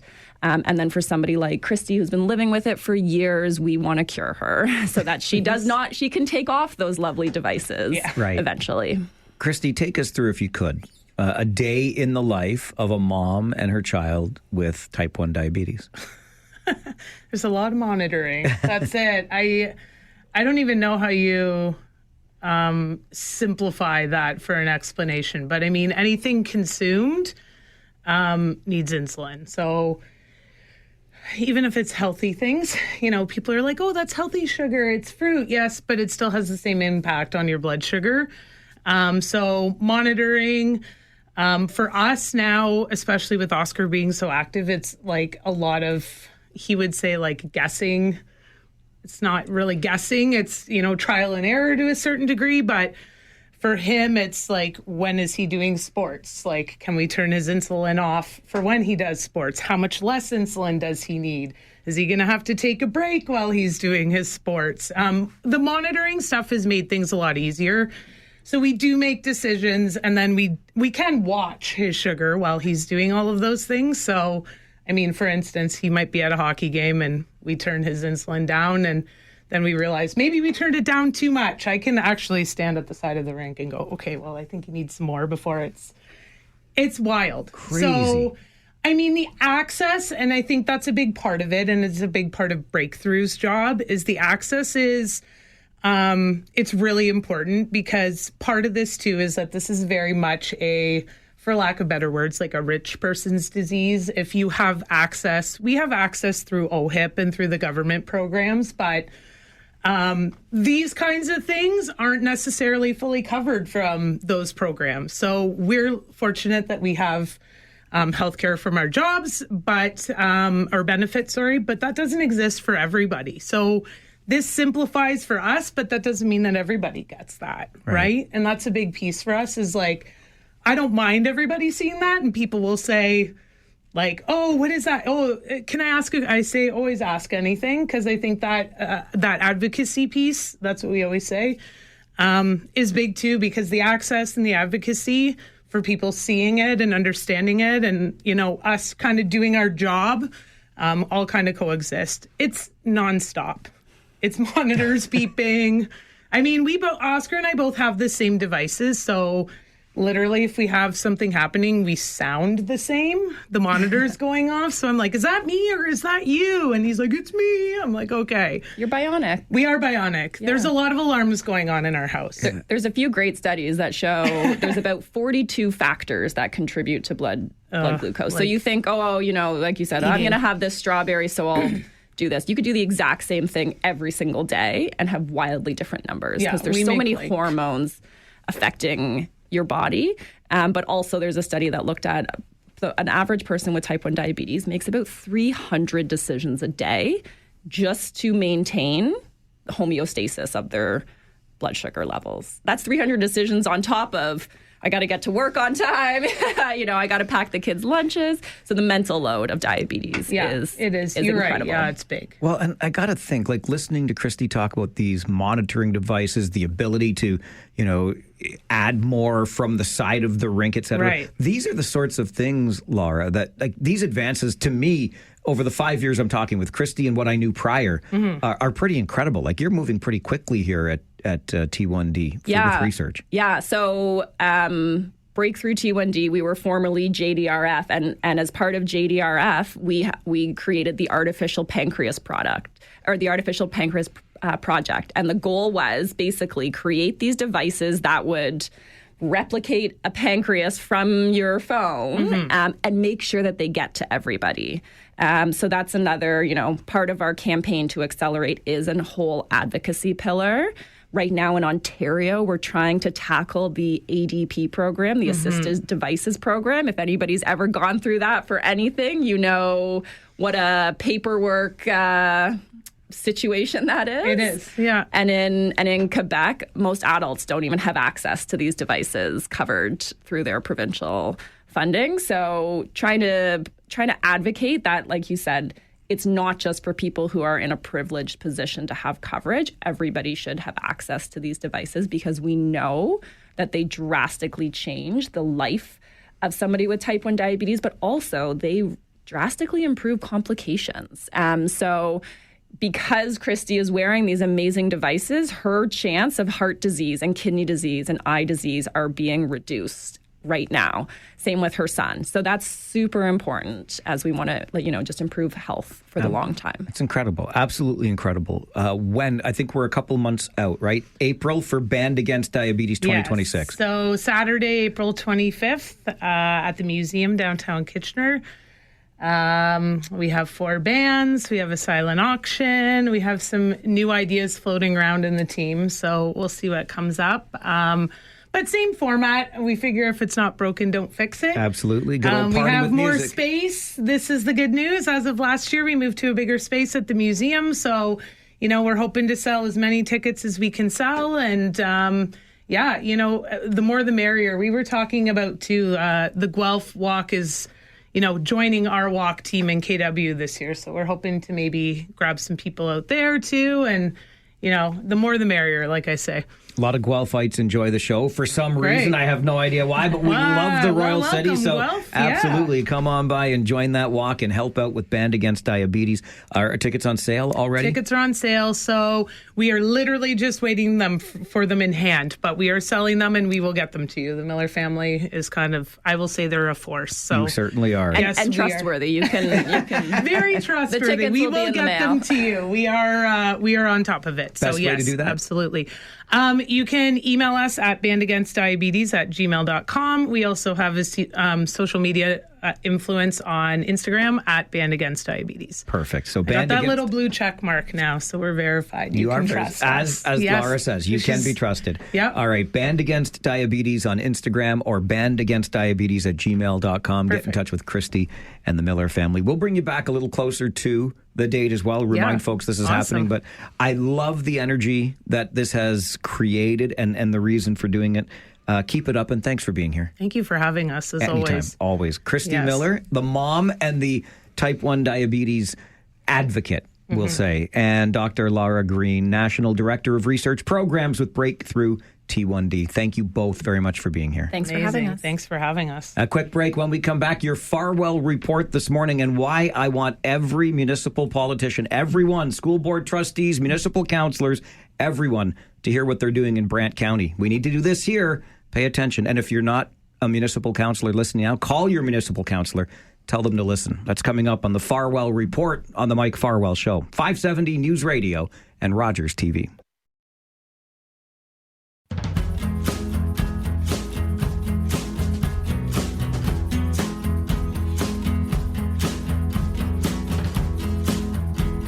We are about 10 minutes away from an update in the 570 News Center, but something I like to do around this time of day on the show. Not every day, but every now and again, just as a reminder to you about the other news you can use. I like to call it the Farwell Report, and I think this makes it very like Ron Burgundy Anchorman official to have this music playing.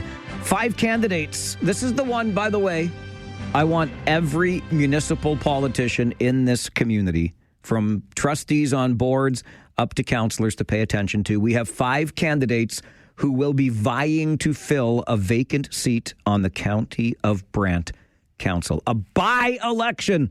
That's right, a by-election. You heard of those things? You should do them here. Going to be held on March the 16th to take over the Ward 5 seat left vacant when former councillor Christine Garneau resigned in October. At that time, she cited an irreconcilable conflict between her municipal duty and her business's best interests. So voting for the by-election will be done exclusively online. It will be a practice run for the 2026 municipal election, which council has directed should also be done exclusively online. After council declares a seat vacant, as I'm sure you know, the Municipal Act says there are 60 days to fill it by either appointing a runner-up from the previous election or someone else of the council's choosing, or to begin the process of a by-election. Now, here in the region, I want you to remember this, okay? Remember this. 6 times 6 times in just this term. Can you tell I'm passionate about this? I am so upset. 6 damn times in just this term in this region, we have either gone to the runner-up or appointed someone of council's choosing to join their own exclusive club. No, no, no. Stop it. Do what the county of Brant is doing. They're doing this by-election in March. The next municipal election is in October. April, May, June, July, August, September, October. I counted on my fingers. 7 months. 7 months till the next general election, and still the county of Brant is going to have a by-election. And get this. They say the by-election is going to cost about $25,000, which will be slightly offset by the unpaid councillor's salary until the election. $25,000. When our school board, our public school board, refused to have a by-election, they said it would cost them more than $200,000 to have a by-election. How can the county of Brant do it for 1/5 of the cost? Come on with your coming on, please. Every municipal official in this region, do what the county of Brant just did. If there's a vacant seat for whatever reason, hold a by-election. That's the democratic thing to do. Looking at Guelph now on the Farwell Report. Guelph might one day have new subdivisions built with landing pads for drones, which is aimed to help reduce congestion and speed up their deliveries. That's among 39 consultants' recommendations to improve the movement of goods in the city of Guelph now and as the population continues to grow. Other higher priority recommendations include continuing to review and adjust signal timing to improve traffic flow on the Hanlon, advocating for provincial spending on a new Highway 7. Keep advocating. And a Morriston bypass. Consultants found freight-related industries such as retail, production, and distribution companies account for about 56% of employment in Guelph. And finally, we are not the only ones having a hard time with this winter. What became known as the lizard in a blizzard. I don't make this stuff up. It was the lizard in a blizzard. And it had to be rescued in Rhode Island after the cold-blooded reptile was found buried in a snowbank. A man spotted the lizard in his driveway. He wrapped it in a T-shirt to preserve heat as he brought it back into the house. The lizard's tongue was frostbitten, its muscles weak. But even though part of its tongue had to be amputated during recovery, the lizard is said to be doing well today. Nobody knows if the lizard escaped on its own from wherever it was being kept or if it was abandoned, but that's probably an eerily long story. Admit it, I'm crocking this story today. But it's probably time to make it history. It was just a reptile dysfunction anyway. And that is your Farwell Report for this Wednesday morning, the 11th of February. One of my colleagues poked his head into the studio just before we started the Farwell Report, and he handed me a beautiful, delicious pecan-filled, and that's okay, as long as it's not raisin-filled. I don't like a whole lot getting between me and the goo in the butter tart, but I can live with a pecan or two. And thank you to Farwell's Force member number 555 for personally dropping this off. That would be my friend Rob Broman from Conestoga Electric. Conestoga Electric came up on the show yesterday. They were the subcontractor that hired me for Farwell for Hire this past spring, or last spring, I guess. Yeah. Oh, but gosh, we're into a new year. Hey, Farwell for Hire is coming up in May. Actually, I think it's going to be June this year, but that's a whole other story. Rob and the team at Conestoga Electric were very generous to me, had me out installing some switches at the Kitchener Memorial Auditorium during that big renovation. And Rob was recently added to our list of Farwell's Force members at number 555. He must like the number 5 because Conestoga Electric made a $5,000 donation to our campaign last year for cystic fibrosis research. I love this town. If I have not said that before, let me just tell you again, I love this town. And you know what would make me love it even more? If we had a damn by-election once in a while. Sorry, just thought I'd swing that back to the Farwell Report. An update from the 570 News Center is coming up. And then the city manager in Cambridge says enough is enough. Our employees will not stand for this kind of abuse. We'll tell you what's going on next on the Mike Farwell Show. This is 570 News Radio and Rogers TV.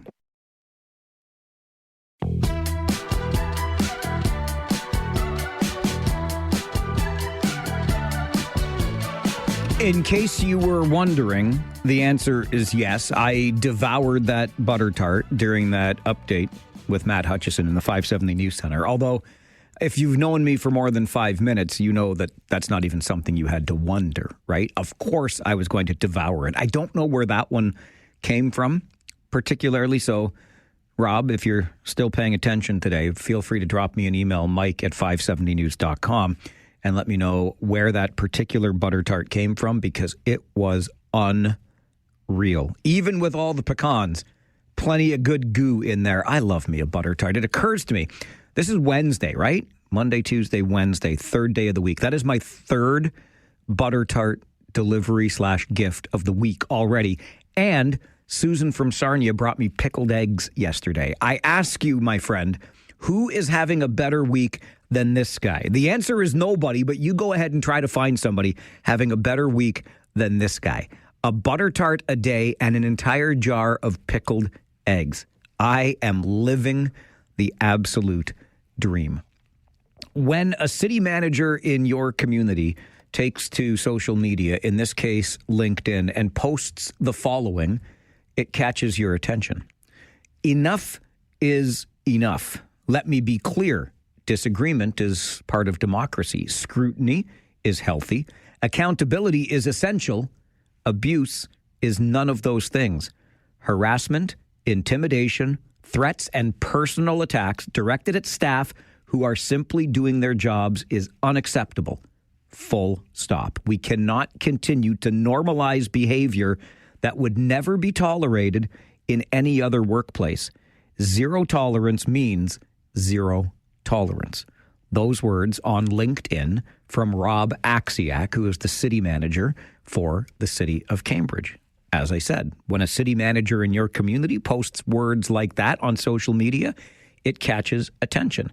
It certainly caught the attention of our reporter and news anchor, who you just heard in the news center, Matt Hutchison. So Matt reached out, and here is Matt's conversation with Rob Axiak, the city manager in Cambridge. What's been going on, particularly this winter, that's caused you guys a bit of concern over there? Sure. So what we're seeing is a lot of behavior by members of the public towards our city staff. And I understand, we've had a very hard winter. That's, so far there's been a lot of snow removal. There's been a lot of snowfall, which has delayed a lot of snow removal. So there's been a lot of kind of frustration that's out there. And, when's our road going to get plowed? And when it gets plowed, is it to the standard that they're expecting? Things like that. So what we're seeing is a lot of frustration, anger, hate in some ways coming across to our staff.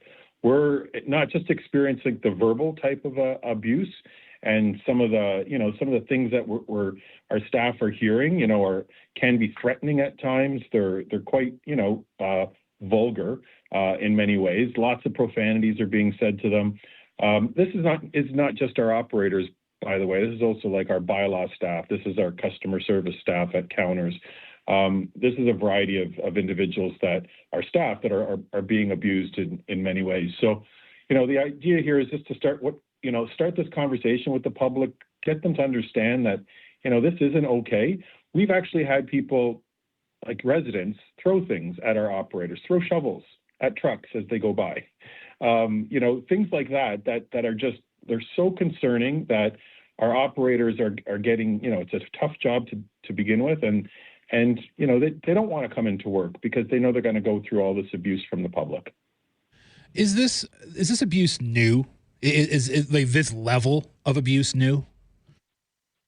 Well, we always have, public servants always have, we're known for our thick skin and to kind of take some degree of abuse. Not to say that any abuse is good or should be, expected by any means. But what we're finding is that there's a lot of things that are being said online on social media that are stirring up some anger. People are saying certain things, posting things online about the plow operator did this, or the city has refused to come and plow our streets. Like these things that are being said online that are completely false are then spurring up people to have outrage. And that outrage is turning towards, strong emotions and anger towards our staff. So then, as opposed to them coming to us and saying, is this the case? Are you not plowing our street? Or, is that plow operator, competent in their job? Like, instead of them calling us and talking to us about it, they're just responding online. And then again, they're lashing out at the staff when they are around the city. Has anybody said they've had trouble contacting the city or communicating some of their problems? That's why they've maybe turned to social media to express their frustrations? For sure. And like any kind of triage type calls, when we're going through a snow event, we have hundreds, sometimes thousands of calls that come in asking some very, basic questions. When is my road going to be plowed? Well, we're in priority order. So we do as much as we can. We call people back as quickly as we can. But yes, there are some wait times when it comes to these things. This thought that they're instantly going to have an answer during a snow event when we have all of our hands on deck to clear the snow, literally, I could appreciate that would cause some frustration. But again, the frustration then is leading to some, serious hate and anger with strong emotions that are then, have some, physical abuse at times that staff is occurring. So we just have to find a way to cool it down in the public. We need to make sure that people understand that, these people that are driving these trucks have a hard job. They're our neighbors. They live in our community. They work here. And to start to give the, municipal staff the benefit of the doubt, like, we're doing the best we possibly can, and we will get to your street. And, to give us a degree of respect. Have you run into any instances that have needed to be escalated to law enforcement at all? Several. And I think that's part of the worries that when we're starting to, fill out police reports on certain things, that's a bit of a cue for us as management to say, something's going off here. And we need to all start to do something. Part of my job and my responsibility, both morally and legally, is to make sure our staff have a healthy, safe work environment. The challenge is that our work environment is every corner of the city, in terms of where our staff have to go to do their job. So it's hard for us to manage that. So part of my plea right now is to get every resident out there to understand that we are doing our best to give the operators, some support and we also get the other side. We get a lot of people sending us some, appreciation and thanks. But again, on the real negative and the hate side, it is becoming quite concerning, and we have had to report a number of things to the police. How, from your end, how are you going to help get the information out there to people about what you're doing, what the job entails, or is there a place that people can go to find that information for themselves? Yeah, so we've tried a number of things. Our communications folks are really trying to be creative. We've done a number of things, through a social media campaign to talk about all of these little problems that we're having, like, please be patient with us type approach. We're getting to your street. Like, you don't need to call us 100 times. Like, it will be done. We're trying to put out some kind of more light or create some levity around it to try to change the tone a little bit. Some of it has worked. Some of it, has maybe backfired in some ways because levity sometimes doesn't always help when someone's so angry. We've also posted online, this is a day in the life of an operator. And it's a video that is showing one of our staff going around and plowing the roads, and the difficult nature of that particular job. It's all expressed online. So we encourage people to look at our, City of Cambridge social media. That information's posted there. On our website is more detailed information. So under winter maintenance, we have all of the details there in terms of how we prioritize, when things are happening, timelines. That's all posted on our website as well. So there's abundance of information if people, chose to read it.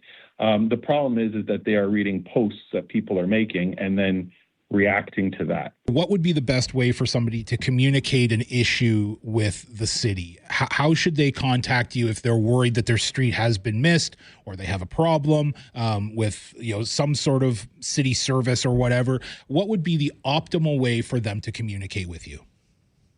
Yeah, so during a snow event, the communication piece, I think, again, there's a timing piece. Like, we'll get hundreds, sometimes thousands of calls. So if they call us, they will go through an automated message. There will be an opportunity for them to leave a message, and we will call them back. So I always encourage people, go online and look at the information there during a snow event. But if something is being posted online that they're wondering about, just give us a call. Go on our website, look up the phone number that you need to call, and give us a call. We'll give you the right information.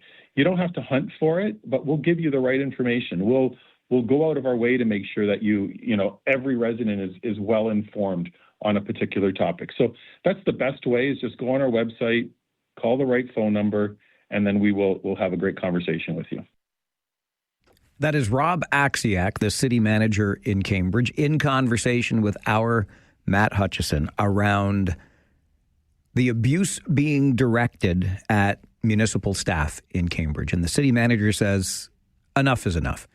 And it's hard to disagree. I will say that when you engage with the online community particularly, it is most often a losing battle. That has been my experience. Usually you just have to take a hands-off approach. You throw your hands up in the air and say, the online world is going to operate in the way that the online world operates. But the underlying message here is an important one.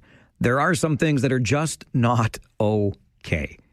And taking out your frustrations with this winter on human beings whose job it is to get your street plowed or to do whatever it is you need them to do.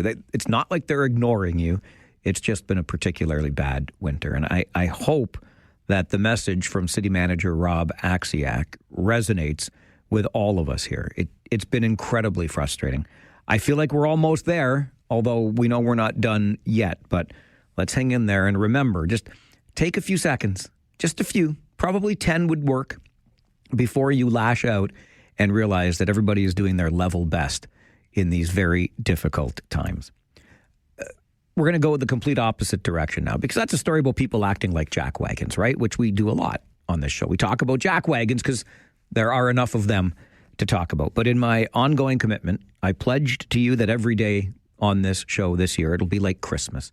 We're going to remind you of the good things. And so we call it a segment called Not Everybody is a Jackwagon. And I was sent an email asking if I would be interested in speaking with a true community champion. Absolutely, says I. So we're going to do a live edition this morning of Not Everyone is a Jackwagon. The community champion is coming up next on the Mike Farwell Show. 570 News Radio and Rogers TV.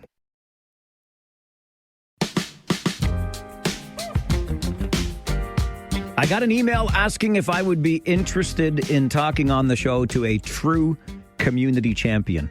And I could not think of any better guest to welcome to the show for that very conversation. Said community champion is Lou DeVita, a lifetime New Hamburg resident. Lou, good morning. Morning, Mike. How are you? I'm doing very well, thank you, champ. How are you? Not too bad. I don't know if I'm a champ, but yeah, I'm feeling great. Yeah, I'm glad to hear it. It's a lot nicer out now than it was a couple of days ago. Yeah, you know what? That's winter just breaking us down. You know that. When we look at a day where it's only -2, we say, oh, this is nice now, right? I know, exactly. This is the way it was when I was a kid. Exactly. So, anyways, yeah. Lou, let's talk about Show Us Your Wilmot and What's Up Wilmot, these Facebook pages that you were a co-founder of. What was it that inspired you to celebrate the community in this way? Well, it all happened around COVID, when everybody was sort of in the dumps. You know, it was a rough time for everybody, and I was sitting at home and I thought, this is boring. We're at home. We're not doing anything. What's going on? What can we do? And me and Scott sort of came up with this idea together, and he had some photos that he took of some churches around town, and I said, it'd be great to start a page that we could showcase these beautiful beautiful buildings and our township. Like, we've got a beautiful township. I've been here a long time, and everybody around is so nice. And I thought, why don't we just start a page? And so we did that, and it kind of exploded. Everybody loved it. People started bringing pictures in. Everybody has a cell phone, and they go out and take photos. And I learned stuff that I didn't even know we had. Like, we've got all these great trails that I haven't even known about, that I just learned just from the members posting them. So that's sort of how it went. It kind of exploded from there, and then it got to the point where it got into the newspaper. I think the Kitchener Record or the New Hamburg Independent was interested in seeing some of the photos, and so then they would pick a photo, and once they would pick the photos, then I would display them online, and sort of the members would be able to see their photos, and it's just sort of inspiring to them, and that's sort of how it went. One of your drone photos, Lou, is actually a background on one of the Wilmot Township's webpage. How does that make you feel? Yeah, that's a good feather in the cap. I couldn't believe that. The fall it's so nice back here. Like, I back on the river, and you can just see the trees are just the vibrant colors. So I just flew the drone, took some pictures, and I thought, wow, that's amazing. I couldn't believe it. Like, you see it every day, but when you see it from above, it's totally different, right? So that's sort of how that went, yeah. A lot of sites like yours, What's Up Wilmot, Show Us Your Wilmot, start with great intentions and unfortunately devolve, because that's the way Facebook or the online community often works. How do you keep things so positive on the sites, Lou? It's a lot of work. Like, I know in Show Us Your Wilmot, I try to keep it just photography, no politics. And so, a lot of times I do have to monitor it. Like, if something political comes, I have to block it, and it's a lot of work. In What's Up Wilmot, that is more for business and for events. And so I sort of let more of that go. I don't like to, police it too much, but at the same time, I like to try to keep it as positive as possible. It is difficult, but I've got it set up so that it keys off of certain words, and I can allow certain things to come in and certain things not to, that don't relate to anything that we're talking about. That's sort of the way I've been doing it. It is a lot of work. Well, and I guess that... But I enjoy doing it, so... Well, that expertise led you to even another page called New Hamburg Neighbors. I mean, you're too good at your job here, Lou. I guess, yeah. That was another page that somebody else had started, a friend of mine, and she lived in New Hamburg, and he was moving out of town, and she said, "Do you mind taking over my page?" And I thought, oh boy, I've got two of these pages. Can I do this too? And I looked at the page. I liked her page because it was all about New Hamburg, right? And that's where I'm from. So I said, yeah, sure, I'll take it over too. Why not? Why not? And so that's sort of how it all went. Yeah. How does it feel to be described by a fellow Wilmartian? I don't know what you call yourselves out there, but a fellow Wilmot resident as a true community champion. That's how you got described. How does that feel? I find that hard to believe. I really don't think I am, but that's what he thinks I am. So we'll just let it go. Yeah. So, but it is nice. I don't know what to say. Just I'm not that type of a person. I'm not really. I don't like to brag, and I just like doing my own thing, and hopefully everybody else is happy. And try to keep people together, community together, and that's all I do, right? So, well, just by doing that, I think people notice, Lou. People notice the quiet folks in the background, and sometimes they like to shout them out. Right, I think so. That's what it is. Yep. Well, listen, I love the work that you're doing. It's beautiful to look at, and the fact that it stays so positive is a testament to your hard work in this. Kudos to you, champ, and thanks very much for joining the show this morning. Okay, thank you very much.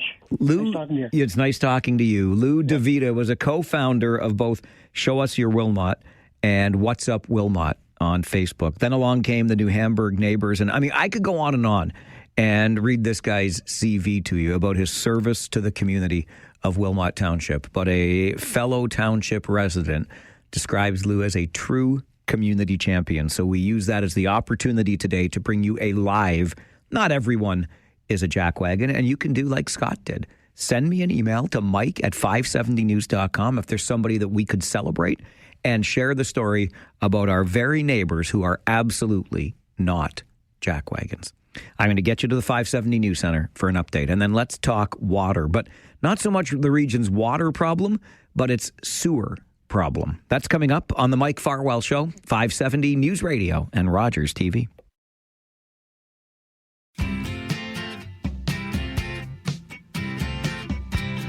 Well, our regional council met yesterday, and you can bet that every time regional council meets lately, the water issue comes up. And yesterday, of course, was no exception to that. Some 24 delegates presenting to regional council, airing their various grievances, offering their various solutions. One of those delegates joins me in studio this morning.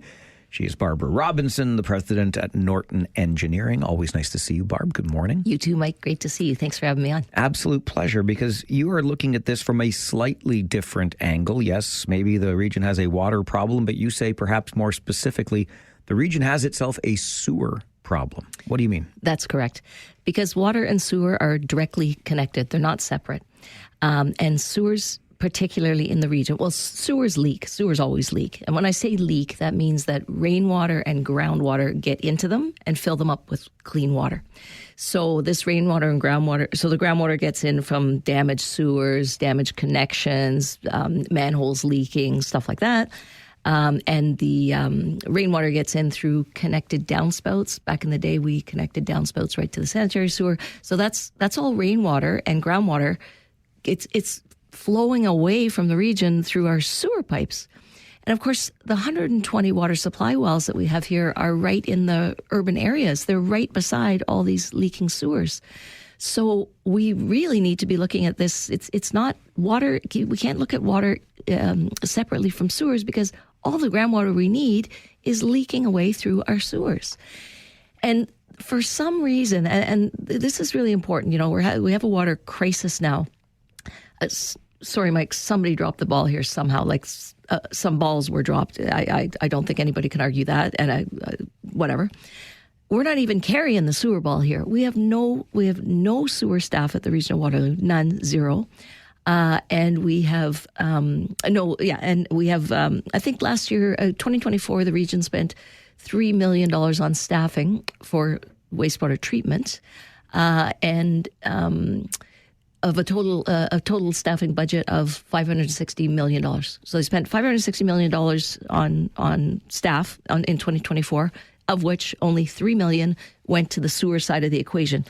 It's a water company. The Region of Waterloo is a water company. They just completely ignore their sewers. Well, I'm interested in that a little bit more, Barb, if I may, because no sewer staff yet. Like, there are sewers everywhere. You and I have talked about this. So How do those sewers get managed? Is it contracted out, or do we just not pay any attention to them? Well, so firstly, sewers in a regional municipality, sewers are owned by the local municipality, and the treatment is the responsibility of the region. Okay, so the cities would have some sewer staff. The cities have sewer staff. The cities have sewer operations staff, but here in the Waterloo region, it's the only place I know in Canada where the locals don't have active and ongoing sewer leakage reduction programs. Sewer leakage is called inflow and infiltration. So you'll see in media, they call it I/I.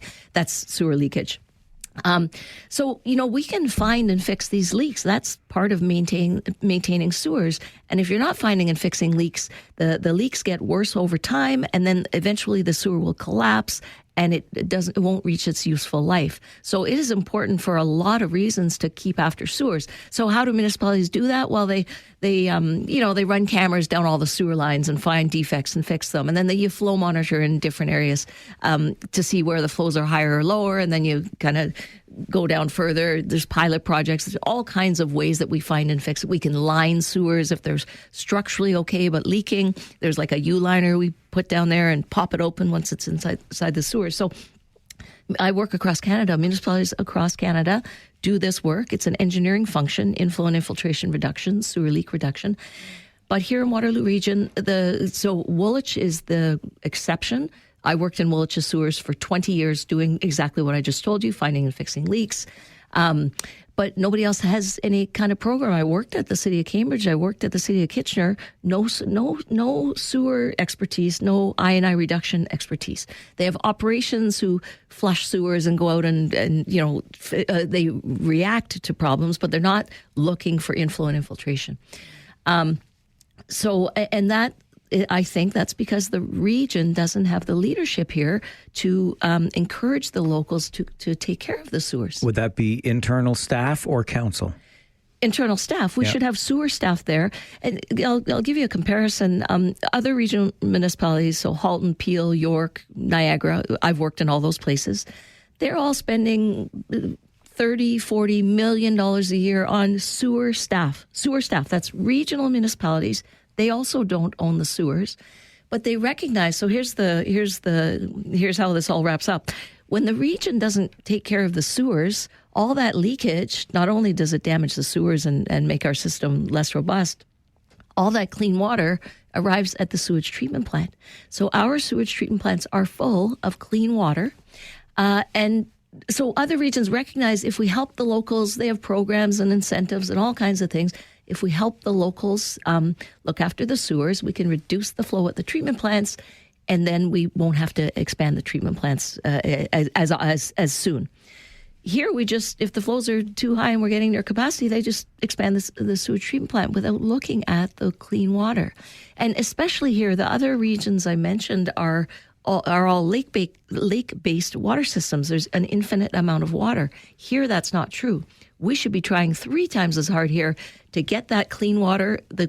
It's the same groundwater that's leaking away in our sewers that we need for drinking water. So we should be doing triple the amount here because of our reliance on the groundwater. And we're not doing anything. So what we heard and what seemed to surprise everybody, including regional staff, hence the development freeze, et cetera, a month, 6 weeks ago now, whatever it was, is that we don't have a water quality issue. We have a water quantity issue in the Mannheim treatment service area, Southwest Kitchener, affecting some of the townships, et cetera. How does that problem identified by the region connect to what you're talking about here with sewers? It's exactly the same problem. Fixing the sewers will keep the groundwater in the ground where we need it and keep it out of the sewage treatment plant where we don't want it. It's just so obvious to me. It's breathtaking. As a matter of fact, so I delegated at council yesterday, but I sent a letter to all regional councillors 2 weeks ago explaining this issue, and I told them I'd like them to hire me to start an I&I reduction program with public education. First step, mandatory downspout disconnection in the region. You've talked about this a lot before. I've been talking about this for years, Mike. So let me remind everybody, 2/3 of the homes in Ontario were built prior to 1988. 1988 was when the rules changed. We used to send downspouts down to the sanitary sewer and connect the roof water, the rainwater from your roof, to the sanitary sewer. That's how it was done before. 1988, the rules changed. But 2/3 of homes in Ontario were built prior to 1988. So there are a lot of roof leaders here, downspouts, excuse me, it's the same thing, but downspouts. There are a lot of downspouts that are still connected to the sanitary sewer. Now, disconnecting a downspout it costs peanuts on the dollar. It costs pennies to disconnect a downspout, and it's illegal. It's been illegal everywhere in Canada since around 1988 to have downspouts connected to the sanitary sewer. It's in every sewer use bylaw. It's already illegal. All we have to do, and we need public education. I mean, I'm doing public education, but we need a more formal. I do it unpaid because this is very important to me. But so when I speak to audiences, I speak at Probus groups and Rotary groups and all that. I speak to 50 or 75 people at a time.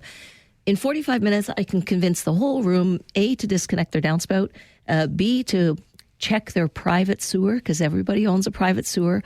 I want everybody to run a camera through your private sewer, because private sewers are also leaking badly. And private sewers are even worse because no one's told them they own a private sewer, and nobody ever thinks of sending a camera down your private sewer. By the way, we need to do a camera at your house. So I can convince people of the importance of this. And the other thing about a connected downspout, if your downspout is connected to your sanitary sewer, you're increasing the risk of a basement flood at your house because you're dumping a whole bunch of water into your sanitary sewer. And if there's a flooding situation, you've now put yourself at higher risk of flood.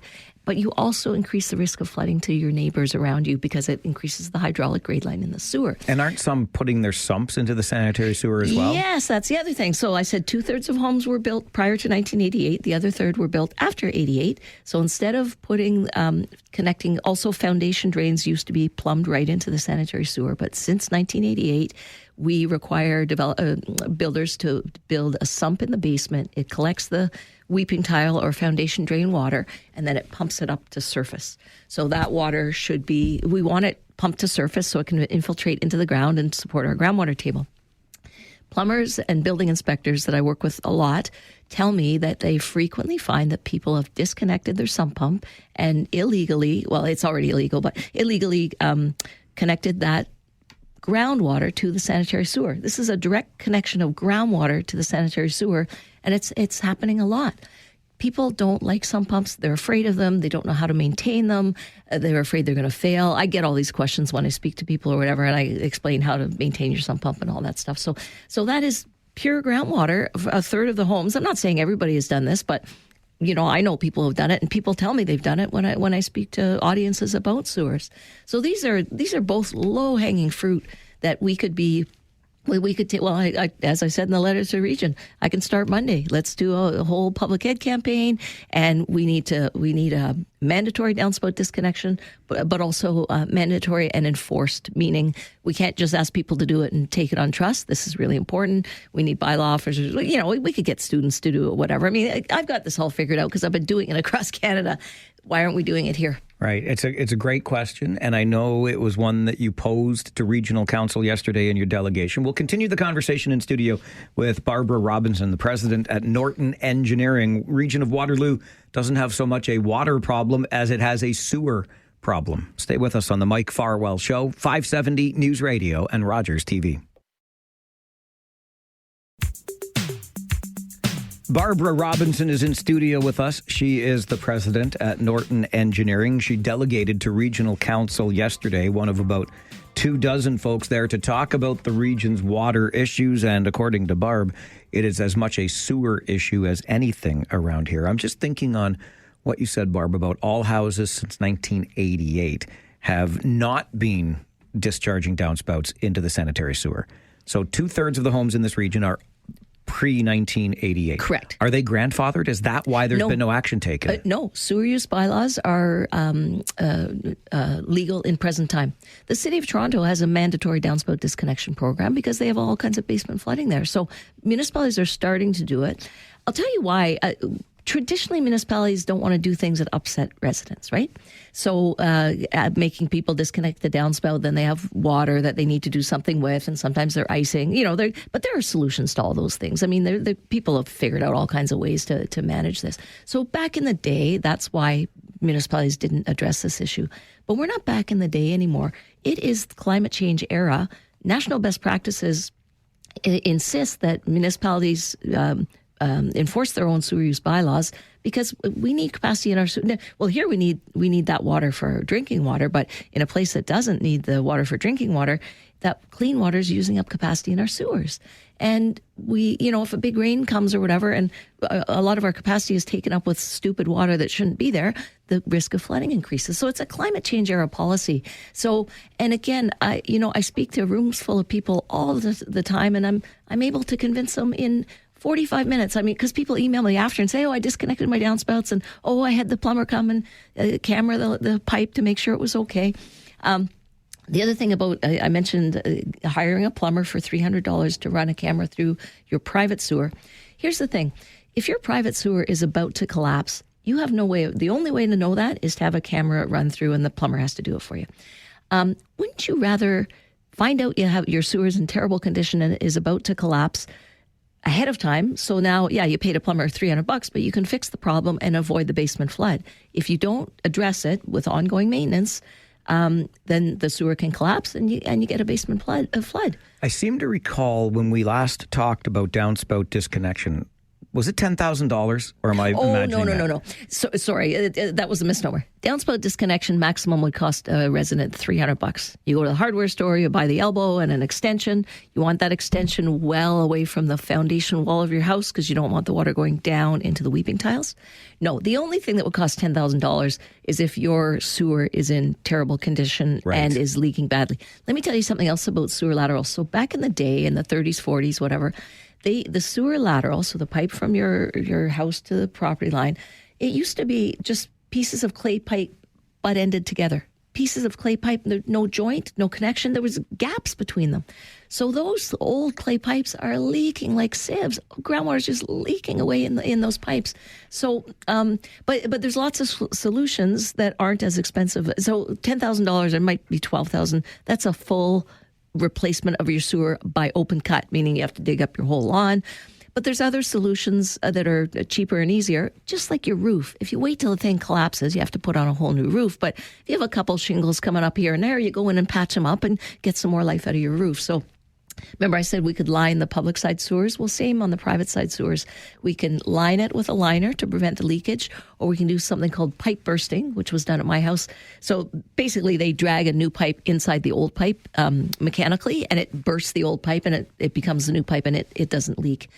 This is all precious groundwater just draining away. So, I mean, the region could elect to fund people, or many municipalities have grants for this kind of thing. They offer $300 for roof leader disconnection or whatever, and we could certainly do that here. But it's my position that you own your house. I'm sorry, you own your house. You own your house, and you own the sewer on your own property. And people don't know this because there's no public education going on about this, but sorry, it's your sewer, and I don't know that all taxpayers should be paying to replace your sewer.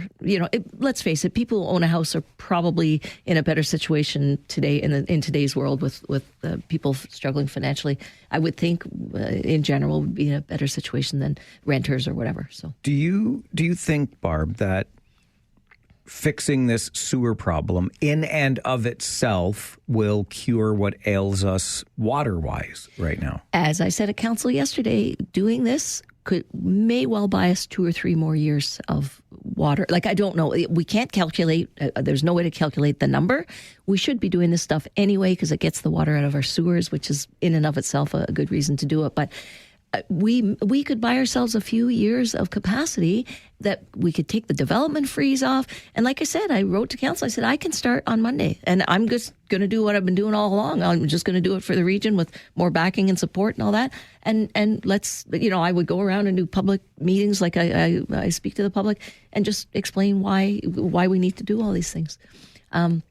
So I'm ready to go. I'm a consulting engineer. I'm Canada's national sewer expert, and I know this stuff like the back of my hand. And I've developed all the solutions. So yeah, let's go. What are we waiting for? Well, I'm curious about that. What would be the reason for any hesitation to kind of pick this low-hanging fruit to address the serious problem that we seem to have?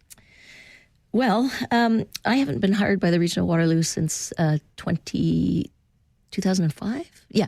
I haven't been hired by the Region of Waterloo since 2005 when a new manager came on board, and she disliked me, really disliked me. In fact, she hated me. And she told all her staff she hated me, and I never worked there again. And she spread that hatred to the locals. And that has had a significant impact on my career. But you continue to advocate for better sewer management here. I work for the residents of Canada. I work for the residents. I do most of it unpaid because I care about this stuff. So, and sorry, back to the woman hating me. I reported that to her manager 9 times. I reported it 9 times and nothing was done. And I reported it to Chair Redmond 4 years ago and nothing was done. And they still won't hire me. So, this is what happens in the real world. I know the Facebook page, Region's Facebook page, is constantly messaging, hate doesn't belong here, hate doesn't belong here. Well, I guess they don't want residents to spread hate, but it's okay if their staff do. So, yeah, That's a pretty strong allegation. It's not an allegation. I am saying I reported it. I have all the proof that I reported this campaign of hate and harassment. Nobody denied it when I reported it. It's just nothing was done. I think they told me to get a lawyer, as I recall. And I said, I'm not getting a lawyer. I shouldn't need a lawyer to report gender-based harassment, because that's what it was, women perform gender-based harassment on other women just as easily as men perform it on women, because women compete with each other, and that's just how it goes. I know a couple of good lawyers if you need one. Thanks for your continued advocacy, and thanks for making time for the show this morning. Thanks for being you, Mike, as always. Barbara Robinson is the president of Norton Engineering. She is Canada's sewer expert, and she took that expertise to Regional Council yesterday by way of a delegation to say, listen, you don't have a water problem in this region, you have a sewer problem, and if we pick some of this low-hanging fruit, we just might find ourselves on the path to solving that water problem. We are on the path to your open hour of Talkback. Phone lines open to you right after this update from the 570 News Center, so why not get in line right now for Talkback? Coming up on the Mike Farwell Show, 570 News Radio and Rogers TV. Take out the papers and the trash, or you don't get no spending cash. If you don't scrub that kitchen floor, you ain't gonna rock and roll no more. Yakety yak. Don't talk back. Just finish cleaning up your room. Let's see that dust fly with that broom. Get all that garbage out of sight, or you don't go out Friday night. Don't talk back. It is that time of day where we open the phone lines to hear directly from you.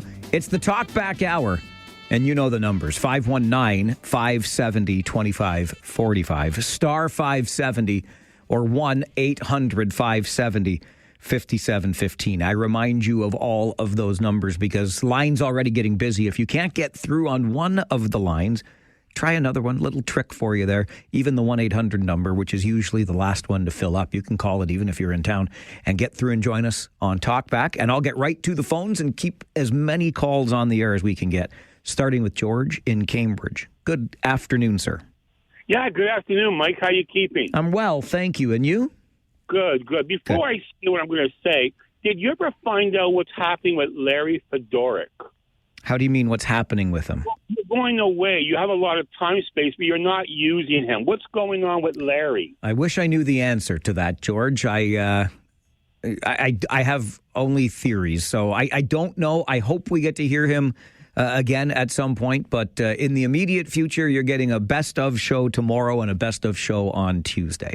That's fine. That's fine. I wanted to talk about Barbara. Does she know her stuff or what? You've had her on a few times over the last year or maybe year and a half. You've had her on a few times. She knows what she's talking about. I wish the region would say, look, you know what? We need to find a solution. Barbara knows a solution. Let's go with her. Yeah, George, I hear you. And that's why I like having Barb on. She does know her stuff. She comes across as incredibly intelligent and resourceful and seems to make a whole lot of sense from where I'm sitting. So how that can't get through to regional ears, I am not certain, but we'll continue to do our best on this end. Mayor Jake is next on Talkback. Good afternoon, Your Worship. Mike, how are you now? I'm good, and you? Not so bad, thanks. I'm going to go off on Rob Asshat for a sec here. What a whiny baby that guy is. To sit there and get mad at the taxpayers for complaining about the snow removal. What kind of person are you to ever get upset when you raise the property, and I'm not saying him specifically, but the government raises the property taxes. So you're going to raise the property tax, not give us top dollar service, and then you get upset because people are complaining. Like, I pick up my son every single day from daycare off of a major side road. It's never been touched. And it's like I'm driving through a back mountain road. And don't sit there and say, well, we're going to get to it. You never do. It never gets done. And, you know, as easy, like I see these bike lanes, they're clear as day. Makes no sense to me why he goes on and says, oh, people are lying on Facebook. Well, how do we know you're telling the truth, pal? How do we know as taxpayers that you know that you're telling the truth about the things that you're saying? Because you're going online saying, oh, these people are lying. They're spreading disinformation. Well, how do we know you're not spreading disinformation? And the operators they're doing the best they can. But it's guys like this Rob guy, city manager, who makes it difficult on them because you're not spending the money where it needs to be spent. I'm sure, Mayor Jake, you're the kind of guy that no matter how frustrated you get, though, you wouldn't go so far as to harassment or abuse of the person at the city that you are complaining to. Now, okay, well, when you talk about abuse, so what, a person calls and complains, that's not abuse. No, it's not. But I think by the sounds of it, it got a lot worse than just that, right? But how do we know he's telling the truth? Well, it's a fair question, I suppose. And we certainly lack faith in institutions these days. So I hear you. And you know what? And I'll say this: all the operators that are breaking their backs and doing the best they can, we the people appreciate you. The ones that we don't appreciate are the ones that raise the taxes and then tell us not to complain. All right. Mayor Jake, appreciate the call today. We had the city manager from Cambridge on an hour ago, Rob Axiak, and he said, look, enough is enough with the amount of harassment and abuse city staff are taking in Cambridge. I have no doubt that some of it has crossed the line. The feedback in terms of the manner in which it was expressed. We heard of shovels being thrown at plow operators at the trucks as they go by. Obviously, there's no need for such nonsense. It's unfortunate, but I understand that we live in a world where faith in institutions is, I think, at an all-time low. So Mayor Jake's question, I suppose, is fair. How do we know he's telling the truth? Well, he's telling his side of the story, and Mayor Jake tells his side from the roads that he's experienced. Nick, you're next on Talkback. Good afternoon. Good afternoon, Mike. How are you today? I'm all right, thank you. How are you? I'm doing just fine for a Wednesday. Attaboy. I want to chat quickly about your sewer expert that you have on, Barb. Yeah, I think she's bright and got a lot of great ideas. And it's disappointing to hear what her experience was with the region the last time that she worked here. But I think, in the vacuum of the water issue that we're having right now, hearing Barb's story about how she was treated by the region, I think it opens up a conversation that we're not really having when we're talking about our water issue, and that is the quality of the staff that's working at the region. We have this emergency situation with our lack of water, but where was the staff identifying this issue years ago? Why is it all of a sudden a problem? So I think while we spend all of this time trying to find solutions for what we do next, I think there needs to be a group of people that focus on how did we let this slip through our fingers in such a dramatic fashion. I think it's a great question, Nick, and I think we know at least part of the answer to that because two high-ranking regional employees who had been responsible for this file, the water file, are no longer there. So clearly they were not doing a good enough job. No, and that's great to hear. But I think, is that just we get rid of a couple of people and then we kind of sweep it under the rug? I think, we're dealing with a bit of a systemic problem. And when we look at, the last caller talking about the snow plowing in Cambridge, it just seems like we have allowed both the region and cities to have this level of comfort with their employees, and we seem to not be getting what we are investing in from a tax perspective. So I think that we might be at a time where we need to audit some of the caliber of the staff that we have working at the region and at the cities. Nick, great questions, great call, very well explained. I'll say this. First of all, to your point, I think, if we allow for a lower standard, then a lower standard is what we're going to get, and it will likely continue to get lower. So I'm with you in terms of holding feet to fire and demanding better. It ain't cheap to live around here. The other thing I will say is this, and I say this somewhat anecdotally, but you hear the anecdote again and again and again, and it's got to have some level of validity, doesn't it? I live here just like you do. I talk to people. I don't mean to brag, but I know a few people, and I hear often, not sometimes, I hear often that there are problems internal to our region staff-wise. I'm not trying to make anybody feel bad or throw a stone in their direction, but I hear it often. Something is not right internal to our regional government. So there is work to be done in that department. I trust that we can get the right people in place to do that work, but something ain't right. I hear it far too often to believe otherwise. So that's directly to Nick's point as well. Janice is next on Talkback. Good afternoon, Janice. Hi, Mike. How are you? Hi, I'm good, thanks. How are you? Oh, not too bad. Not too bad.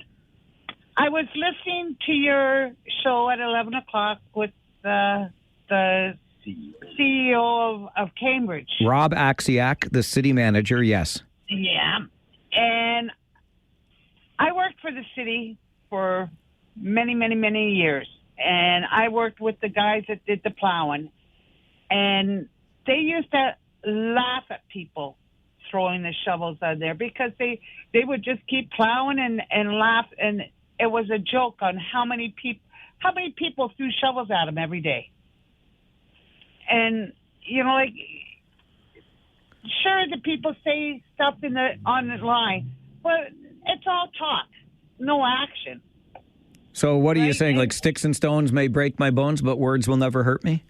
That's pretty well what it is. Like the guys back in the day, the guys would laugh tell you stories about what was going on the streets and how many people were putting up their fist to them, like saying, "You son of a thief." Right? Good job, Janice. Good job. Yes, I was. And they would laugh about it. They thought it was funny. Now, we went away and we came home to this weather, and our street has not been touched in the 3 weeks we've been home.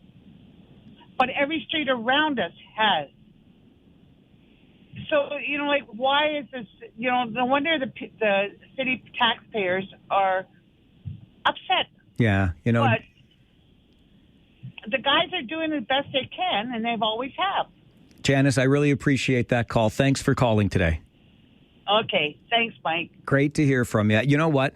I'm just gonna take this one step further and brace yourself because I'm coming in hot on this one. First of all, yes, the plow operators are doing the very best that they can. But I am with Janice. If I could be with her more than 100%, I would be, because I'm going through similar things in my own life. This whole idea of you say this online and I'm going to just, I don't know, punch back, I suppose, which I guess is fine. But honestly, words, shaking of fists, do you have to throw a shovel at a plow? No. But honest to goodness gracious, we are the softest humans in the history of human beings. I'm sorry. So soft. Marshmallow soft. And I'm quite frankly tired of it. That's it. And if you don't like that, you're welcome to criticize me, because you know what? I ain't soft. I'll take it. I just need to say that. Words, honestly, we look, what we do is we look for the insult. We look for the harm. Stop it. Stop it. Stop it. Softest humans in history. It's Talkback on the Mike Farwell Show, 570 News Radio and Rogers TV. It is a busy show for busy people, a very busy Talkback Hour. Right back to the phones. Mark, good afternoon. Good afternoon, Mike. Are you there? I am. Very good. Mike, my old school radio died on me. Oh, no. My house radio. Replace the batteries. No. I've had it. It's a plug-in, Mike. Oh, okay. Oh my gosh, that is old school. It's old school. Yeah. And yeah, she died on me. Wondering if you have a suggestion where I could get a new one. Radio Shack. Oh, wait a minute. That's gone too. That's gone. That's a very good question. I mean, I would hope you could still get something like that at your local big box retailer. Or how about a Home Hardware? Home Hardware must sell something. I went to a few places, Mike, and it's all plastic, cheap stuff. Yeah. And very expensive. Well, what about I'm just looking for like an AM, FM, basically plug-in radio. Yeah. Well, listen, I would go to see Brad and the gang at Swanson's Home Hardware on Park Street. I'll bet you can find something in there, Mark, that's an actual radio, probably just a clock radio or something. They must still exist. Do you think? I should hope so. Okay, thanks, Mike. All right, buddy. Thanks for the call. I love being Mark's Google. I mean, I'd be shocked if they don't. I actually think about this too, because I'm an old school radio guy too. Not as old school as Mark's old school that just died on him, but clock radios. I have them. I listen over the air more than I listen to streaming through a smart speaker or anything. Kyle is next on Talkback. Good afternoon, Kyle. Good afternoon. I guess Mark is going to have to go antiquing, eh? Oh, and go to St. Jacob's Antique Market. Nice job, Kyle. Try that out. There you go. Hey, I'm going to miss you guys on tomorrow. I'm on my way to Montreal, and I'm going to be back on Friday. But if I didn't have the Cyclones game, I would love to come and see you guys play in Kingston. But unfortunately, I got other commitments there. But Mike, do me a favor. If you're in Kingston, I know that you're a busy guy and you're going to be super busy with your own show and stuff. But if you bump into my cousin, that is the athletic therapist there, Leah, just tell her I say a big hello from Kyle here, okay? I absolutely. She's on the Frontenacs, right? So let her know if you got time. I know you're a busy show for busy people, but if you do, thanks, buddy. I appreciate it. Have a good one and safe travels on the bus, my friend. Thanks, Kyle. We're always safe on the bus because it's our buddy Moose at the wheel. That guy, as much as I like to tease him, man can drive a bus. So we'll be safe, and I will definitely pass along greetings to Leah. Thanks for weighing in on that, Kyle. Brenda is next on Talkback. Good afternoon, Brenda. Good afternoon. With regard to this corruption in the Toronto police services there, which I was kind of shocked in a way because of the magnitude of the charges that were outlaid. I couldn't believe what I listened to the whole hour-long news conference, and it was unbelievable what I was hearing of the magnitude that the guy that's in jail, who is retired, would actually go after that corrections officer 3 times to have him eliminated. It was just unbelievable why anybody with that being on the force that long, and even though he's retired, would even do such a thing. And it does put a damper in my mind of police forces. It does. I agree with you, Brenda. And please, just a reminder, folks, turn down your radio or TV in the background, okay? Because it's going to distract you with the sound feeding back into your ears while you're trying to talk. But it is a very disturbing story. We talked about it on the show earlier this morning, just after the 9:30 news. And it does shake the faith in a foundational aspect of policing, right? To serve, to protect. We trust those people in uniform. I hear where you're coming from, Brenda. Real quick, Mark, I did a Google search. I was multitasking there while listening to Brenda, and lots of radios, including a portable AM/FM pocket radio you can get at Home Hardware. There you go, buddy. I'm telling you, go to see Brad Swanson at Swanson's Home Hardware on Park Street. They are good partners of our Kitchener Rangers broadcast. They're great folks in there. Clock radios, pocket radios, radios, not Bluetooth or smart speaker. Just get an old AM/FM radio from Home Hardware. There you go. Terry is next on Talkback. Hello, Terrence. All right. Hey, Mike. Right on. Hey, amen to that thing you said about the softest generation of humans. Oh, I didn't say generation. I just meant in period. It's not generation. It's across the board. We are all we are so soft. We are. Yeah. Exactly. We're looking for reasons to be hurt and offended. Stop it. I know what you mean. Okay, thank you. I'm sorry about that. Humankind of the last, say, 100 years, yes.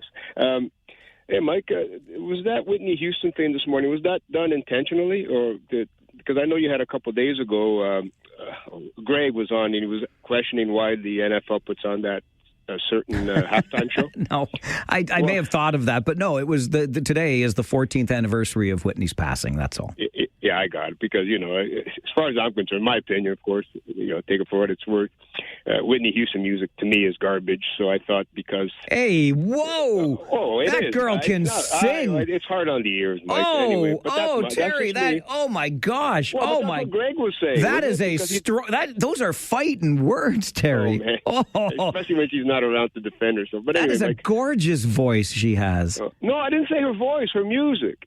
The music, Mike. Yeah, but she has a great voice. I'm not questioning her voice. She could sing to me anytime. Absolutely. Okay. She has a good voice, but the music to me, like the content's not very good. No, that's fine, but what a voice. Well, it's like this Big Bunny dude. I mean, I don't care. I've never heard of him. No, it's Big Bird and Bad Bunny. Come on now, Terrence. Sorry. So, okay, the Bugs Bunny. How's that? There you go. So that's what Mark was saying, Mark. Greg was saying he doesn't agree with it, but that's the NFL's going to put on what people want to consume, right? What they want to buy. Yeah. And about the police corruption, I'm shocked that this came out, but I'm not surprised. I mean, I have a feeling in this under scheme or their operation, someone got jilted and ratted somebody out, because you got to go back to, this has been going on. Like, I know it's rare, but it does have. It goes back to Serpico. Remember the movie? Yeah, you're the second person that brought that up today, and I'm running short on time here, Terry. Okay, Mike. Thanks. That's all I had to say. Thank you. Appreciate it. Thank you. Yeah, and go back, and it was actually. I can tell you, it was a former police officer, because I know the man who called personally, and I know that's what he did for a living. He's now retired. And he said those procedures, policies that were supposed to be implemented following the Serpico Al Pacino movie, which is based on a real story. We were talking about it 50 years ago, and where are we today? The update that I just mentioned from the 570 News Center, and more calls on Talkback. There's a line open for you to be a part of the conversation on the Mike Farwell Show, 570 News Radio and Rogers TV.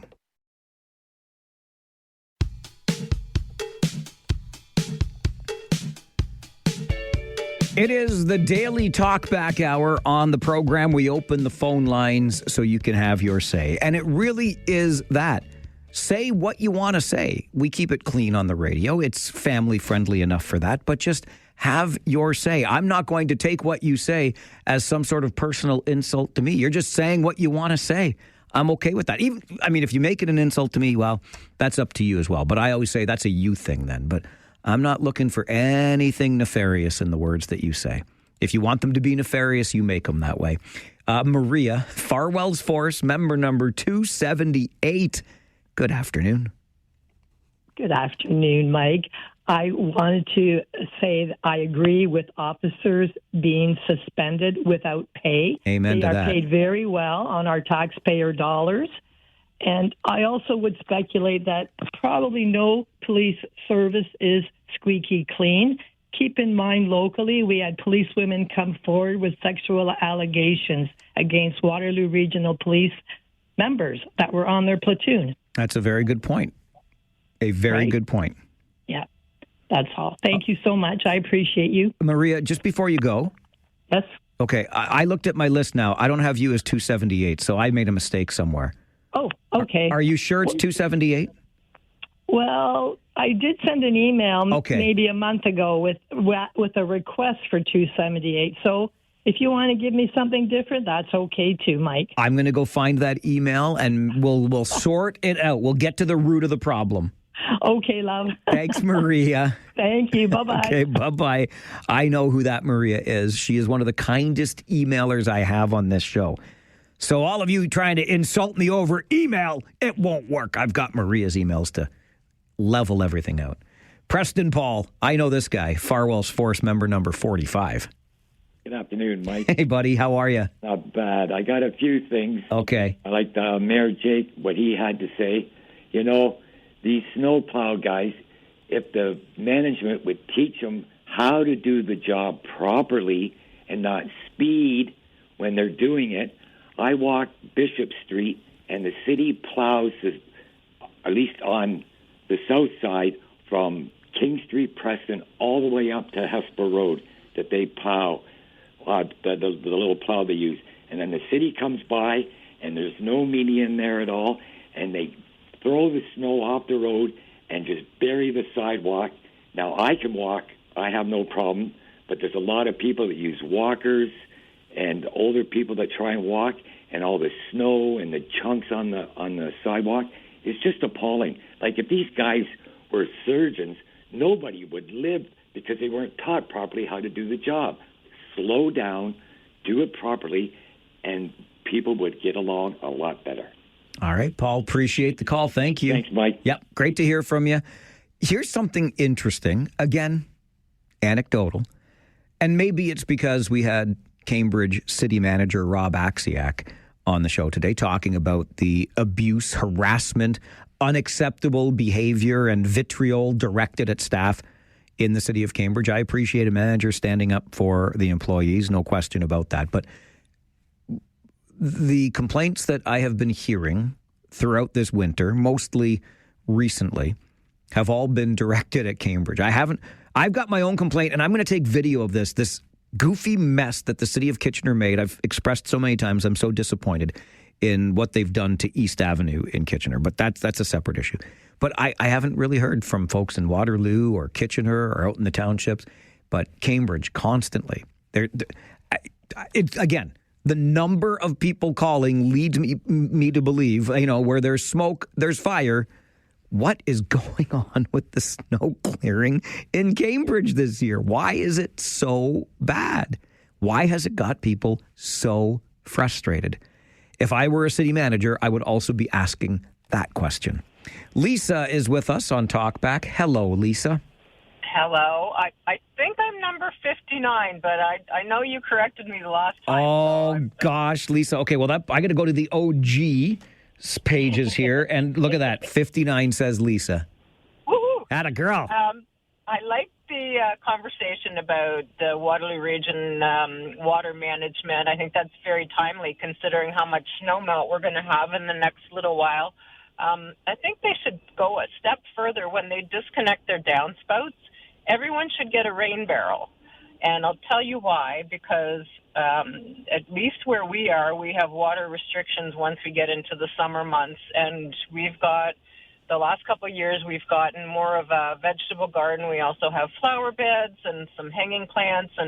And we put one rain barrel in at the back corner of our house, and it filled up so fast, we decided to put another one in on our garage, and we ended up putting another one on the garage because the rain barrel filled up so fast. And we can water our gardens using the water from the rain barrels for quite a while before we actually need to turn on an outdoor tap and water. So I think that all of these people that have downspouts into the sewers, that's when they disconnect them, that's the first thing that they should do.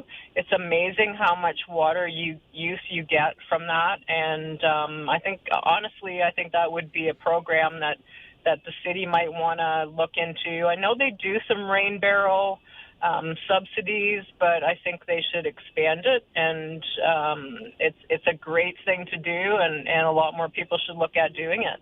So that's my 2 cents for today. All right, Lisa, thanks for the 2 cents for today. Farwell's Force member number 59. Just while we're on that note, I got the loveliest email from Bev in Guelph yesterday. Bev writes to Mike at 570news.com. I am a senior citizen and I reside in Guelph. Over the past 10 years, I have listened to your show every morning. I do regret that Guelph has nothing even remotely comparable. Thank you for your great show. Can I have a number, please? We have made Bev Farwell's Force member number 319 because we are a growing force for good, force for change, force to be reckoned with. But I thought that was so lovely. And I love the city of Guelph, but Bev is right. Ain't nothing remotely comparable to this show there. So Guelph, we wrap our arms around you with a great big Waterloo Region hug. Happy to have you as part of our show. It's a good reminder to me I should do a little more Guelph content. I get it in here every now and again. Like earlier today during the Farwell report, I mentioned that some new subdivisions in Guelph may be built with drone landing pads kind of built into the urban design just as a way to cut down on congestion on the roads. Let's get drones doing some of these deliveries and bringing these packages to these landing pads. That's pretty wild stuff. It was part of a bigger report, but that's an interesting little tidbit to pull out of it. But that's a little thing. I should do more of the bigger Guelph issues as well. Mayor Guthrie is always interested in coming on. He rarely turns us down. So nonetheless, Bev, that was a lovely email. And remember, if you would like to be a member of this growing force for good and force for change and this force to be reckoned with, all we ask is that you listen for 15 minutes. Every day, please, 15 minutes. Any of the 15 minutes you want. It could be from now till the end of the show. That's your 15 minutes today. But if you listen for 15 minutes a day, we are more than happy to welcome you into our growing force. Just drop me an email, Mike at 570news.com. we'll make sure to fix you up with a number. Pat is next on Talkback. Good afternoon, Pat. Good afternoon. How are you? I'm fine, thank you. How are you? Good, thanks. Good. I'm in complete alignment with you with respect to the softness issue. I do think that we're really soft. Not once during the last, I would say, 2-3 months that, the snow's been coming down have I thought that city staff haven't been working to try to help clear the snow. I think they're working really, really hard. And I think that we all just need to show everyone more grace. We've had a really, really difficult winter. And, yeah, there's a lot of snow on the ground. My street is kind of full of ice speed bumps, but never once was I upset with the city for not doing a good enough job, because I know that everyone's trying to work really, really hard. And it's just been a outlier of a winter. And so, my message is to everyone in the city, use this opportunity to show other people grace. If you have neighbors who, can't shovel their driveways, help them out. This is an opportunity for us to, again, be better versions of ourselves. Thanks. Thanks, Pat. Boy, do I ever love that message. And I could not possibly agree more. This winter has done me into the point, and it's completely my own fault because of the way that I do things, and this shoulder issue where I've pinched this nerve, and it'll be 2 weeks tomorrow. I can't possibly describe the amount of pain, the severity of it. It's utterly ridiculous. It's all connected to the amount of snow that I had to shovel, and me being me, the way I was shoveling it. So I went and done myself dirty on that. But that's just the point of how difficult this winter has been, and how, look, my beloved has heard me, and every once in a while she lets out a little bit of frustration too in the house over dinner about how over this winter we are. But Pat is 100% right. And if you can find the way, honestly, just before you let the F-bomb out, that's not at the kitchen table with your beloved or not in the car by yourself, just to let out that frustration. Just take a minute, a big deep breath, and ask yourself, are we all doing the best we can? How does your driveway look this winter, etc.? And maybe, just maybe, we can extend that grace. I could not agree more with what Pat just said. I think it's an excellent message for us today. Bruce is next on Talkback. Bruce, are you a first-time caller to this show? You are correct, sir. Welcome aboard, my friend. What's on your mind? Thank you. You're welcome. Well, actually, I'm a long-time listener. It's about 4 years. Attaboy. But every day I'm out on the 400 or on the 401 to Toronto, and the 407 up to Airport Road, and that I drive for a parts company. I go down and pick up their stuff. So that kills the other bird with a stone, what I do. I know the areas very well, sir. Very well, yeah.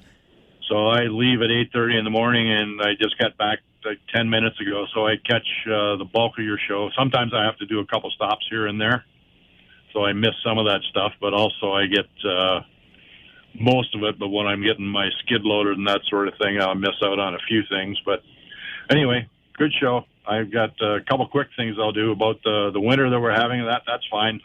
I grew up in the Listowel area. So you know. This is nothing. You city folk, you big softies. Yeah. Yes, but I've been living in my current residence ever since it was built. So I'm just down the road from you by Highview at the one roundabout before you get the expressway. I know the one very well, that little strip mall on the corner with the burger place in it. Yeah. Great burgers, by the way. I know. That's what producer Paulie tells me. Yeah. But you were talking before, I got a little bit behind on my sidewalk. Oh, yeah. And what I did was I had bought some of that Enviro salt last year, and I got it out, and I did it last week. And what I did was I put it down when I got home from work, around 1 o'clock, put it down, let it sit overnight, and then the next day it took me less than 10 minutes to get right down to the wood. Wow. And I had about 2 inches of buildup, I would say. And it was all gone. Nice job. My neighbor did his, but he didn't have any of that stuff. He just had the regular salt. So it does work better, and it works when it's colder. My second point I wanted to get at was with Barb that was on. Yep. Talking about that water. The city of Kitchener did do a program because up in the West Forest Heights area, we have a lot of water that's there. I have a sub pump and it runs all year round because of the way the water is up in our area. And there was a lot of people that did tie into the sewers. But what happened was then the city came down and they shot a camera down the lines and found all the places that were there. So what they did was they brought in a pipe to the storm drain, and they brought it up to on our property like about 3 feet or whatever, and then we were responsible for the pipe to hook up to that. So they did do that. So all of my water off the downspout that I have, there's only one that goes into that, and my sub pump, it goes into the storm drain, doesn't go into the sewer. So there's a whole pile of houses up there, and we all go into the storm drain, where Barb was saying it's going into the sewers. So the city did do something in our area. Whether they did it in other areas, I don't know, but they did have a program for that. Interesting. So, because I've been doing that for years, and that was it. And then this year, at the end of, by the time I get my new gardens going, there will be about 10% of my roof water will go to the ground, and the rest will be going into my gardens. Nice. Good setup. Yeah.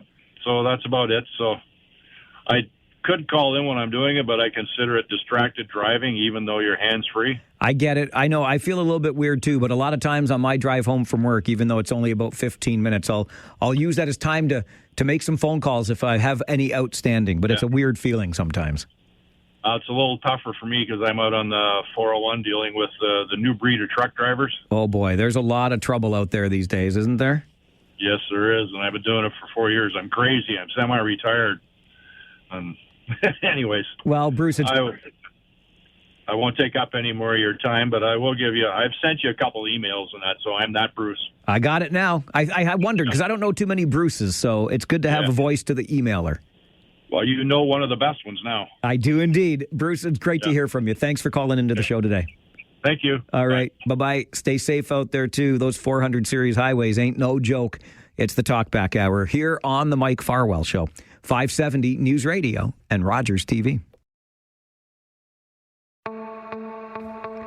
Final minutes for Talkback today. Right back to the phones. It's been a busy hour. Sue is next. Good afternoon, Sue. And a good afternoon. I do enjoy your show and the commentary from the other people as well.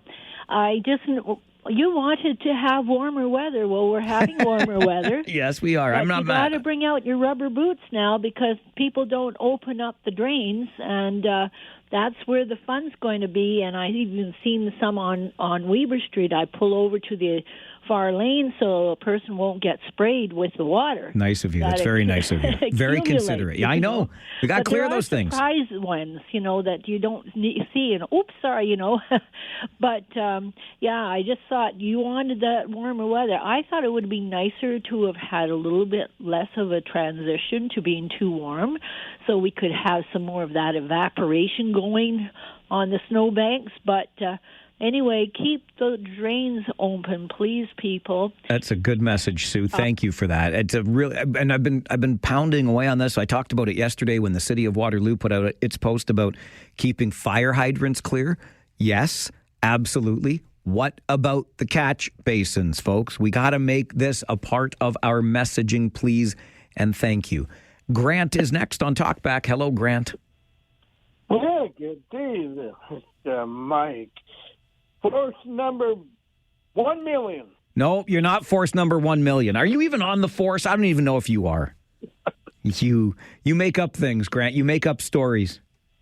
I like to get you going. I know you do. I know you're a scoundrel, a rapscallion that way. What's on your mind? Are you going for X-rays for your show? You sound like my wife. Settle down, Grant. I don't like doctors' offices. I hate hospitals, and that's nothing against the people that work there. I have issues, though. Well, why don't you go and see my chiropractor? Not a chance. Why not? He can figure out just by feeling your shoulder what's going on there. Okay, I'll take it under consideration, Grant, but that would still require me to go to an office of some sort. Not a fan. Not a fan at all. He's a really cool guy. I know when I first went there with my problems, he would always shake your hand before the treatment and after the treatment, and that I find that very appealing. Of course. Yeah, and I got to get going, Grant.